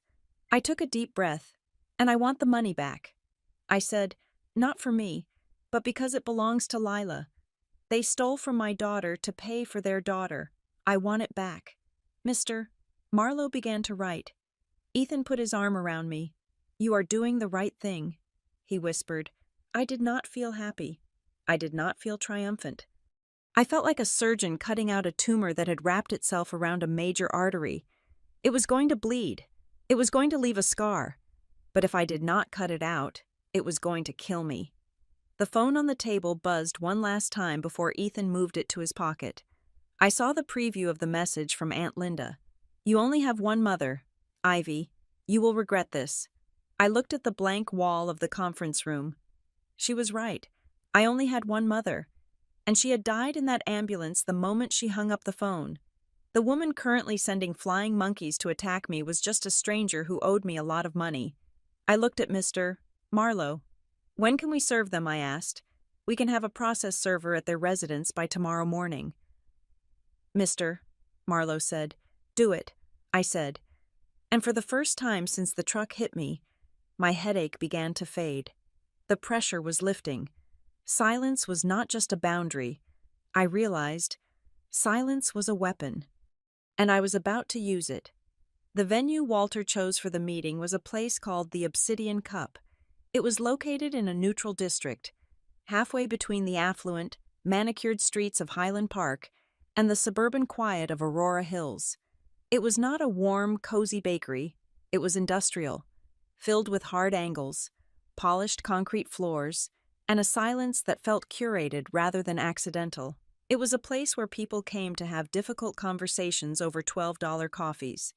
I sat in the corner booth, my back supported by a stiff leather cushion. Ethan sat next to me, his posture rigid, a thick manila folder resting on the table in front of him like a loaded weapon. Walter sat at the head of the table, sipping black coffee, his eyes fixed on the entrance. My ribs were throbbing a dull, constant rhythm, a reminder of the physical trauma that was only 48 hours old. But the adrenaline coursing through my veins made the pain feel distant, like it was happening to someone else. I was not here to heal. I was here to amputate. They arrived 10 minutes late, a power move. Diane walked in first. She was wearing a beige cashmere cardigan and no makeup, a calculated choice. My mother never left the house without a full face of foundation, but today, she wanted to look haggard. She wanted to look like the victim of a family tragedy. Her eyes were red-rimmed, likely from irritation rather than sorrow, but the effect was theatrical enough for a casual observer. Kendra followed her. She wore oversized sunglasses and a scowl that suggested she was being marched to a gallows rather than a coffee shop. She carried her designer bag, the one I knew cost $3,000. The one I had likely paid for clutched tight to her chest. They reached the table. Ivy, Diane breathed, her voice cracking perfectly. She reached out, her hands fluttering toward my face. Oh, look at you, my poor baby. I did not move. I did not flinch. I just looked at her hands. Sit down, Diane, Walter said. His voice was not loud, but it stopped her mid-motion. Diane froze, her hands hovering in the air. She looked at her father, then at me, then pulled back, as if she had been burned. She slid into the chair opposite me. Kendra sat next to her, keeping her sunglasses on. I am so glad we are doing this, Diane started, her voice dropping to a conspiratorial whisper. The texts, the misunderstandings. It has all just gotten out of hand. I have not slept. I have been sick with worry. She looked at the bandage on my forehead. Does it hurt? She asked, her eyes welling up with tears that hovered on her lower lashes but did not fall. I would have been there. Ivy, you know I would have, if I had known how bad it was. You knew, I said. My voice was raspy, but it was clear. I told you I was in an ambulance, I said. I told you I was hurt. I told you Lila was alone. I was in shock, Diane pleaded. She reached for a napkin and dabbed at her dry eyes. I panic when I hear bad news. You know that about me. I freeze. I didn't mean to sound dismissive. I was just overwhelmed. And then to have Walter call me and threaten to ruin your father and me. It felt like I was being attacked from all sides when I was already hurting for you. It was a masterclass. In 3 sentences, She had centered herself, excused her negligence as a psychological quirk, and painted herself as the victim of Walter's aggression. "Stop," I said. Diane blinked. "What?" "Stop the performance," I said. "We are not doing this. I am not here to comfort you about my car accident." I leaned forward, fighting the sting in my chest. "I have 3 conditions," I said. "Simple conditions. If you agree to them, we can talk about a path forward. If you don't, we leave, and the lawyers take over." Kendra scoffed behind her sunglasses. "Conditions, who do you think you are? A hostage negotiator?" "Be quiet." "Kendra," Ethan said. He didn't even look at her. "Here are the conditions," I continued, keeping my eyes locked on my mother. 1. You apologize. A real apology. No, I am sorry you felt that way. You admit you abandoned me and your granddaughter because you preferred your spa appointment. You admit it was a choice. Diane opened her mouth, but I held up a finger. 2. You treat Lila with respect. That means you acknowledge that she exists not just as a prop for your Facebook photos, but as a human being who needs care, and you admit that you failed her. And 3, I said, we sign a legal document today formally separating our finances. You remove my name from the loan you took out. You agree to a repayment plan for the money you took for Kendra's studio. And you acknowledge that the Bank of Ivy is closed forever. The silence that followed was heavy and suffocating. The espresso machine hissed in the background. Diane's face changed. The mask of the grieving mother slipped, revealing the sharp, panicked features of a woman who was watching her lifestyle evaporate. "You are joking," Diane said. Her voice was no longer soft. "You want me to sign a paper saying I owe you money after everything we did for you? We raised you. We fed you. We paid for your college." "I paid for my college," I corrected her. "I have the student loan receipts to prove it. Loans I'm still paying off while I pay your mortgage." "This is blackmail," Diane spat. She turned to Walter. "Dad, you see this? She is using your threat to blackmail me. She is using the will to extort her own mother." "No," Walter said. He set his coffee cup down with a deliberate click. "This is not blackmail. Diane, this is an intervention." "It is cruelty," Diane cried, her volume rising. People at nearby tables glanced over. "She is trying to humiliate us. She is jealous because Kendra is successful, and she is just a corporate drone." "I am not jealous," I said calmly. "I am just tired of funding Kendra's success." Kendra slammed her hand on the table. "I built my studio from the ground up. I worked my ass off." "You built it with $80,000 of my credit," I said. Kendra froze. Her mouth opened, then closed. She looked at Diane, then back at me. "Mom said that money was from an inheritance." Kendra stammered. "She said Grandma left it for us." "Grandma left you a note telling you to stop stealing from me," I said. "She didn't leave you $80,000. That money came from a home equity line of credit on Mom's house, which she co-signed with my name without my permission." Kendra looked at our mother. "Mom?" Diane waved her hand dismissively. "It is all family money. Kendra, it doesn't matter whose name is on what paper. We are a unit. We help each other. Ivy is just being legalistic and petty because she wants to be the favorite." "I don't want to be the favorite," I said. "I want to be unburdened." Ethan reached for the folder. He opened it. He did not shove it in their faces. He simply laid the pages out on the table like a tarot spread. The loan origination document with the forged signature, the bank transfer history showing the money moving from me to Diane to Kendra, the email logs showing the diversion of bank statements. "We are not being legalistic," Ethan said. His voice was the temperature of dry ice. "We are being factual. These are felonies. Diane, in the eyes of the law, this is not a family unit. This is a criminal enterprise." Diane looked at the papers. She saw her handwriting. She saw the numbers. She saw the proof of her own greed staring back at her in black and white. She realized the "I'm just a confused old lady" act wasn't going to work. The "we are family" guilt trip wasn't working. She was cornered. And when Diane was cornered, she didn't cry. She bit. She looked up at me, her eyes cold and hard, the eyes of the woman who had hung up on me in the ambulance. "You think you are so special," Diane hissed. "You think because you had a baby, the world stops for you. You think I am supposed to drop everything because you decided to become a mother. I expected you to care," I said. "Why should I?" Diane snapped. The words came out fast, a venomous purge. "I raised my kids. I did my time. I am done with diapers and screaming and sleepless nights. I deserved that spa day. I deserved my peace." She pointed a manicured finger at me. "That baby," she said, her voice shaking with rage. "That child was your choice. Ivy, you wanted her. You had her. She is your burden. She is not my responsibility." The words hung in the air. Not my responsibility. It was the truth. Finally, after 32 years of gaslighting, of pretending, of fake smiles and passive-aggressive comments, she had finally said the quiet part out loud. She didn't see Lila as a grandchild to love. She saw her as a consequence of my choices, a burden she refused to carry even for an hour. Kendra looked down at the table, suddenly unable to meet my eyes.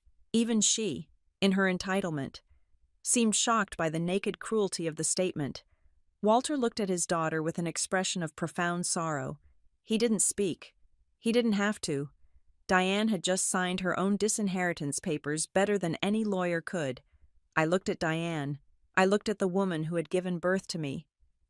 The woman I had spent $250,000 trying to please, hoping that if I just paid enough, she would finally love me. But you cannot buy what isn't there. I felt a strange sensation in my chest. The heavy, suffocating pressure that had been there since the accident, since childhood, really suddenly vanished. It snapped. I placed my hands on the table.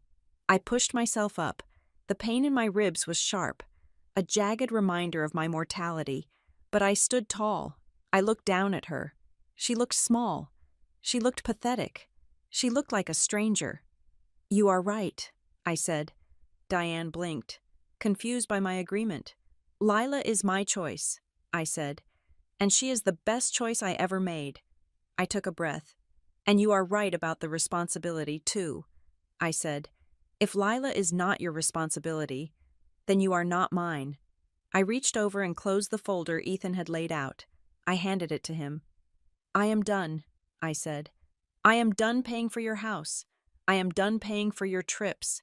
I am done paying for your approval. And I am certainly done paying for the privilege of being treated like an annoyance." I turned to Ethan. "Let's go." "Ivy, wait," Diane said. Panic was creeping back into her voice as she realized the dynamic had shifted permanently. "You can't just leave. What about the money? What about the loan?" "Talk to Mr. Marlowe," I said. "He handles my charity cases now." "I am your mother," she screamed. It was a desperate, ugly sound that echoed off the concrete walls. I stopped. I didn't turn around. "No," I said quietly. "You were just a bill I finally paid off." I walked toward the door. I could hear Walter standing up behind me. I could hear Diane sobbing. Real tears this time. Tears of a woman who realized she had just bankrupted her emotional account. I walked out into the cool air of the street. The sun was shining. The city noise was loud and chaotic and beautiful. Ethan took my hand. "Are you okay?" he asked. I took a deep breath, filling my lungs despite the ache in my bones. "I am free," I said. And for the first time in my life, I meant it. The 24-hour deadline Walter had set hung over the city like a storm front. But inside the law offices of Henderson and Associates, the atmosphere was clinically precise. I was not there, but Walter recounted the scene to me later with a grim satisfaction that suggested he had finally accepted the true nature of his daughter. Diane did not show up. She did not bring a check. She did not bring an apology. She did not even send a representative. She called Walter's voicemail at the 23rd hour and left a message saying she was suffering from a migraine brought on by Ivy's cruelty and that she would not be bullied into attending a meeting that was clearly a trap. She retreated into her victimhood like a turtle retracting into a shell, convinced that if she just waited long enough, the threat would evaporate. She believed, as she always had, that boundaries were soft lines drawn in sand, easily washed away by the tide of family obligation. She was wrong. At 1 minute past the deadline, Walter signed the documents. It was not a dramatic moment. There was no thunderclap. There was just the scratch of a fountain pen on thick, cream-colored paper. With that signature, the estate that Diane had been mentally spending for 20 years vanished from her future. The lake house in Missoula, the investment portfolio, the land in Texas, everything was placed into an irrevocable trust designated for the education and welfare of Lila. With me as the trustee, Walter included a no-contest clause that was particularly brutal. If Diane or Kendra attempted to challenge the will, they would be liable for all legal fees and would automatically forfeit the token bequest $5,000 he had left them just to prevent them from claiming they had been accidentally omitted. It was done. The safety net was gone. Then, the dominoes began to fall. I did not have to lift a finger. I did not have to scream. I just had to sit in my living room, nursing my healing ribs, and watch the physics of financial reality take over. It started on the 1st of the month. For 9 years. The 1st of the month was the day my money magically appeared in my parents' account. It was the day the mortgage was paid. It was the day the country club dues were settled. It was the day the illusion of their wealth was renewed. On this particular 1st of the month. The transfer did not happen. I was feeding Lila, watching the morning sun filter through the nursery blinds. When my phone rang, it was a number I did not recognize, but I knew who it was. My mother had been blocked on every verified line, so she was resorting to burner phones or borrowing from strangers. I put Lila over my shoulder to burp her and answered. "Hello?" "Ivy." Diane's voice was bright, casual, as if we had not just declared war in a coffee shop 3 days ago. "Hi, honey. I am calling from your aunt's phone.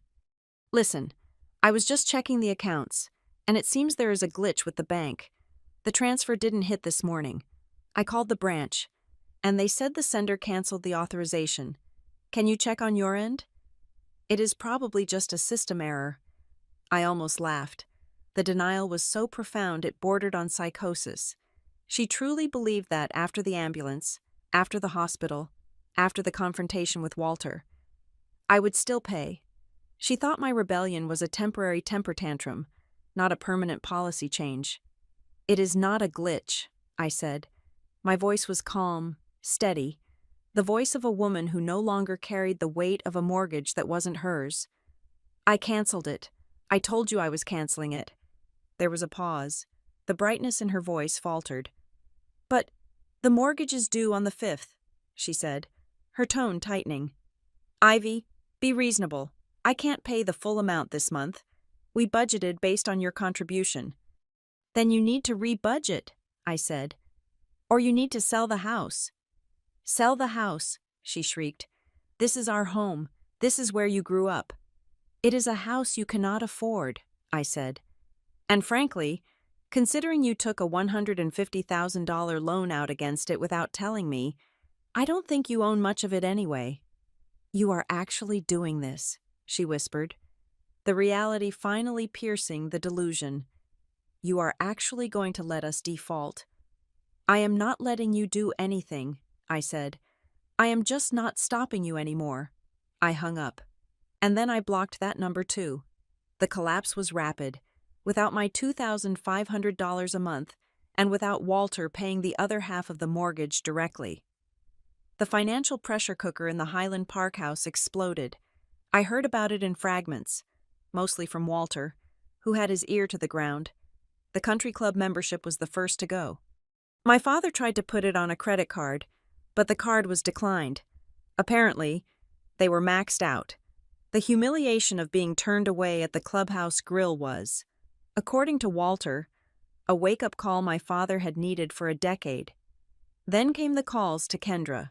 This was the part of the story where the irony became almost poetic. For years, Kendra had been the beneficiary of my subsidy. My money flowed to Diane, and Diane's money flowed to Kendra. Kendra had lived in a bubble of subsidized artistry, believing her lifestyle was the result of her own brilliance. Now, the stream had run dry. Diane, desperate and panicked, did exactly what I knew she would do. She turned to the only other resource she had cultivated. She called Kendra, but she didn't call to give money. She called to ask for it. I learned the details from a mutual acquaintance, a cousin who had previously been on Team Diane, but had defected after seeing the evidence. Diane showed up at Kendra's studio, the studio I paid for, and demanded that Kendra start contributing to the household bills. She asked for $2,000 a month.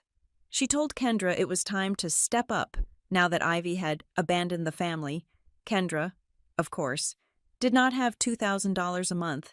She didn't even have $200 a month. She was leveraged to the hilt, living paycheck to paycheck, relying on Mom's gifts to cover her condo fees and her car lease. The collision was spectacular. Kendra's husband, a man who had always been suspicious of the family finances but kept quiet to keep the peace, finally exploded when Diane asked them for money. He demanded to see Kendra's business books. He found the gaps. He found the subsidies. He realized that his wife's successful business was actually a charity case funded by her younger sister. The arguments were loud enough that the neighbors in Kendra's building complained. Kendra, for the first time in her life, was being treated like a bank instead of a princess. She called Diane crying, saying she was stressed, saying she couldn't handle the pressure, and Diane, in a moment of perfect circular justice, told her, "Don't be dramatic, Kendra. We all have to make sacrifices." It was the same line she had used on me for years. Watching Kendra choke on it gave me no joy, but it gave me a sense of completion. The cycle was closed. Meanwhile, Walter was fighting the war on the social front. The flying monkeys, Aunt Linda, Cousin Mike, the second cousins in Ohio had gone silent. Why? Because Walter had invited Aunt Linda to tea. He didn't yell. He didn't defend me with emotion.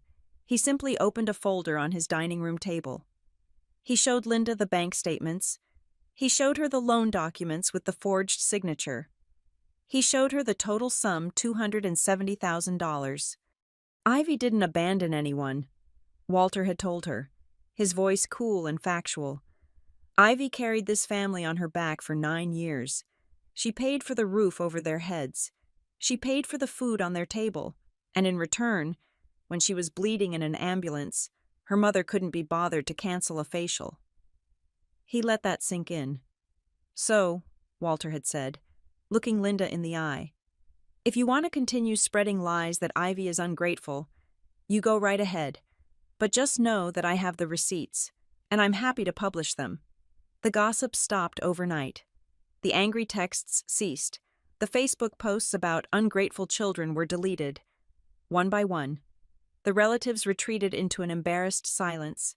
A few sent me awkward cards wishing me a speedy recovery, carefully avoiding any mention of my mother. They knew, everyone knew, and in the center of this storm, I found peace.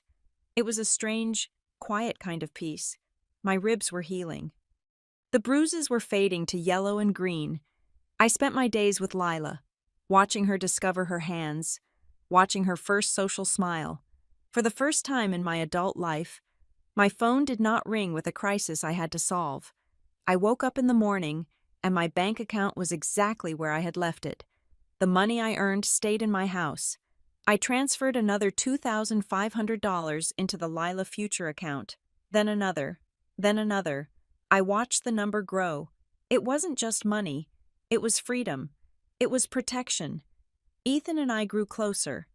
We no longer had the shadow of my family's dysfunction looming over our dinner table. We stopped talking about them. They became like a bad weather system that had finally moved off the coast. We knew it was still raining somewhere. But the sky above our house was clear. I hired a therapist, not to fix me, but to help me unpack the boxes of guilt I had been carrying. I learned that no is a complete sentence. I learned that love is not a transaction. I learned that I was not the difficult child. I was just the convenient one. Months passed. The house in Highland Park was put on the market. It was a quiet listing, but everyone knew they were downsizing.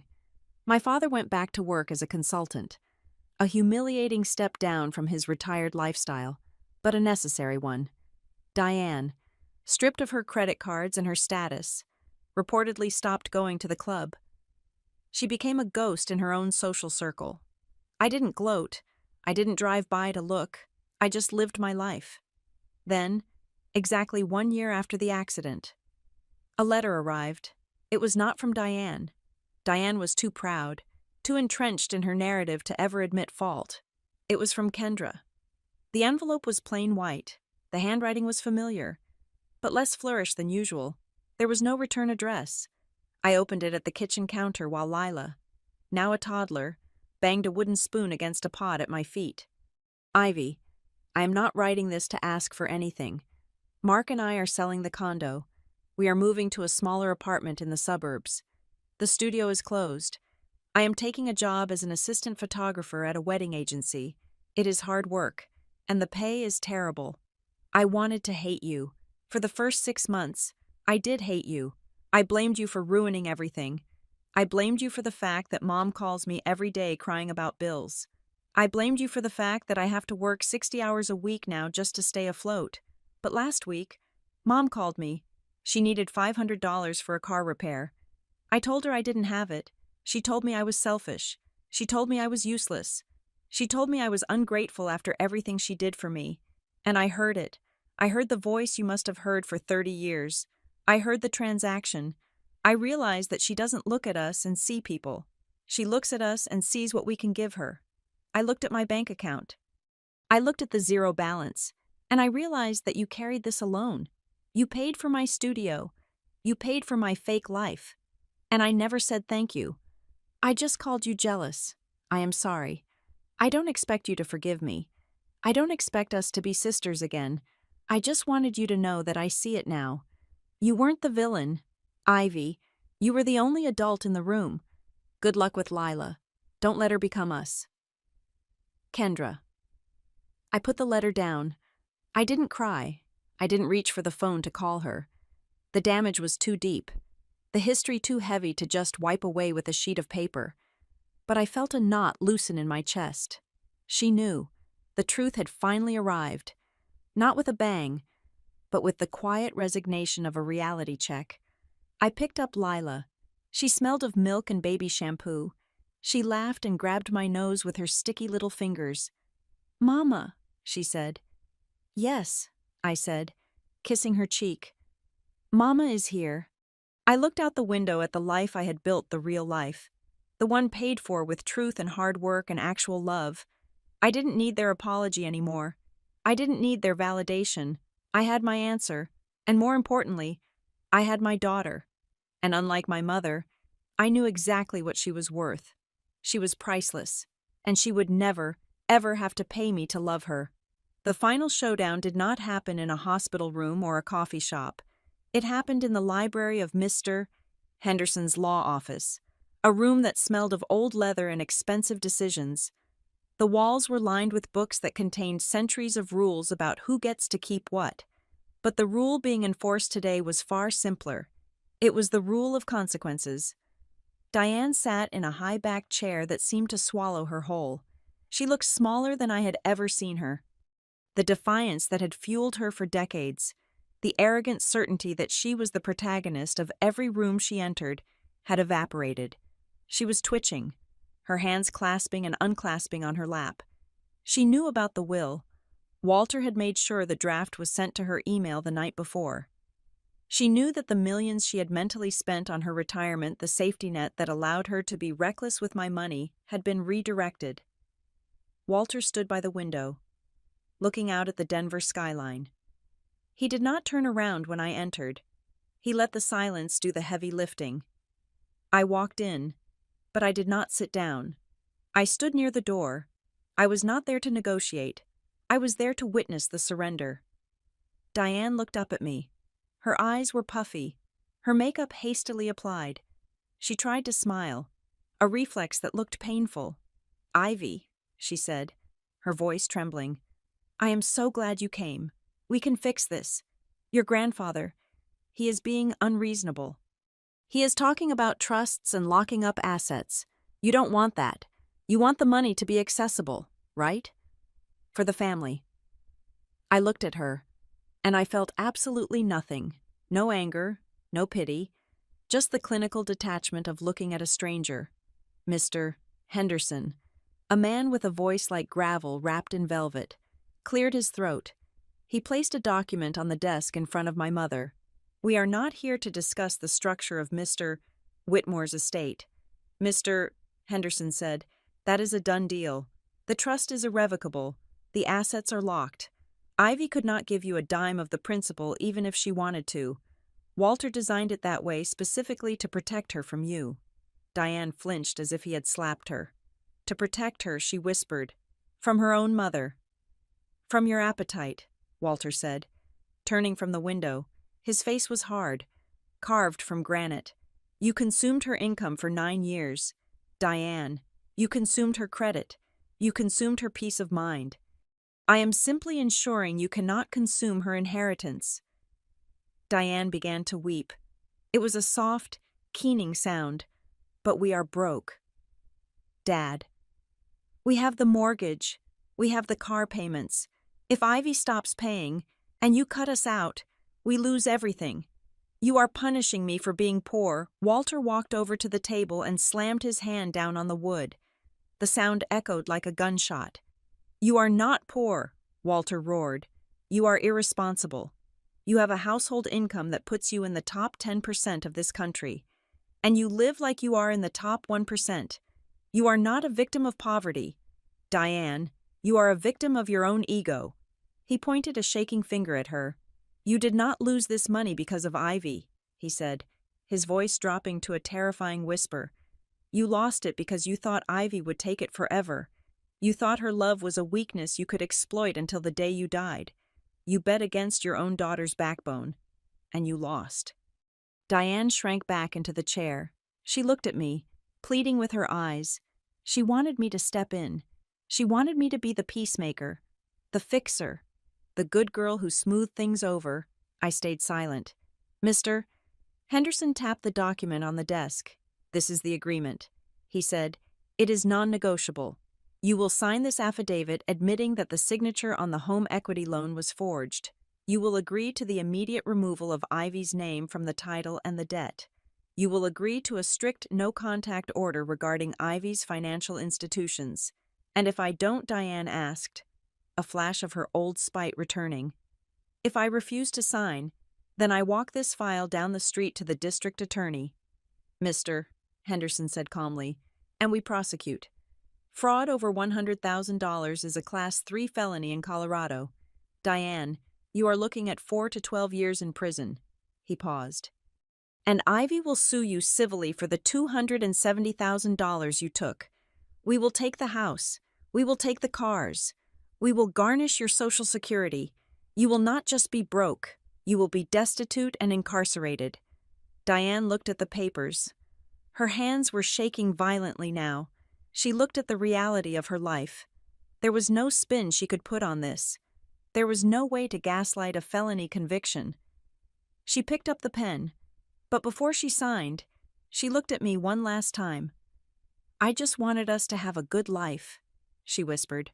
I did it for us. Why do you hate me for wanting nice things? I stepped forward then. I signaled to Ethan, who was waiting in the hallway. He walked in carrying Lila in her car seat. She was awake, her wide eyes looking around the room, taking in the strange faces. She was innocent. She was perfect. I unbuckled her and lifted her into my arms. She smelled like baby powder and warmth. I walked over to the desk, stopping exactly 3 feet from my mother. Diane reached out. Her instinct was to touch, to claim, to perform the role of the doting grandmother. Do not touch her, I said. My voice was not loud, but it was absolute. Diane's hand froze in midair. Look at her, I said. Diane looked at the baby. Lila looked back, curious and unblinking. This is the person you refused, I said. This is the person you said was not your responsibility. I shifted Lila on my hip. You asked why I hate you for wanting nice things. I said, I don't hate you. Mom, I don't have enough energy left to hate you. But you need to understand something. You didn't trade my money for nice things. You traded a relationship with this child for a facial. You traded your daughter's trust for a trip to Cabo. I looked her in the eye. You got the nice things, I said, but you paid for them with us. And the bill has finally come due. Diane stared at Lila. For a second, I saw a flicker of genuine regret, not for the money, but for the realization that this beautiful living thing was forever out of her reach. She realized that she had sold her access to the future for a comfortable present. I am sorry, Diane whispered. I nodded. I know, I said. But sorry does not sign checks, and sorry does not unforge signatures. I stepped back. Sign the papers. Mom, Diane looked down. She pressed the pen to the paper. The scratching sound was the only noise in the room. She signed the affidavit. She signed the release. She signed the admission of guilt. With every signature, the chains that had bound me to her for 32 years fell away. The debt was gone. The obligation was gone. The fear was gone. She finished. She pushed the papers toward Mr. Henderson. Is that it? She asked, her voice hollow. Am I done, mister? Henderson checked the signatures. He nodded. You are done, Mrs. Whitmore. You have legally severed your financial ties to your daughter. You are free to leave. Diane stood up. She looked at Walter, but he was looking out the window again. She looked at me, but I was looking at Lila. She realized then that her power had vanished. She had no money to control us with. She had no guilt to manipulate us with. She was just a woman in a beige cardigan standing in a room full of people who had moved on. She walked to the door. She paused, her hand on the knob. I hope you are happy, she said bitterly. You got your revenge. I looked at her, rocking Lila gently. No, Mom, I said softly. This isn't revenge. I am just closing the door. She walked out. The latch clicked shut. And just like that, the air in the room became breathable again. The months that followed were a blur of beautiful, mundane normalcy. With the financial bleeding stopped, the health of my own household flourished. The $2,500 that used to disappear into the black hole of Highland Park now stayed in our savings account.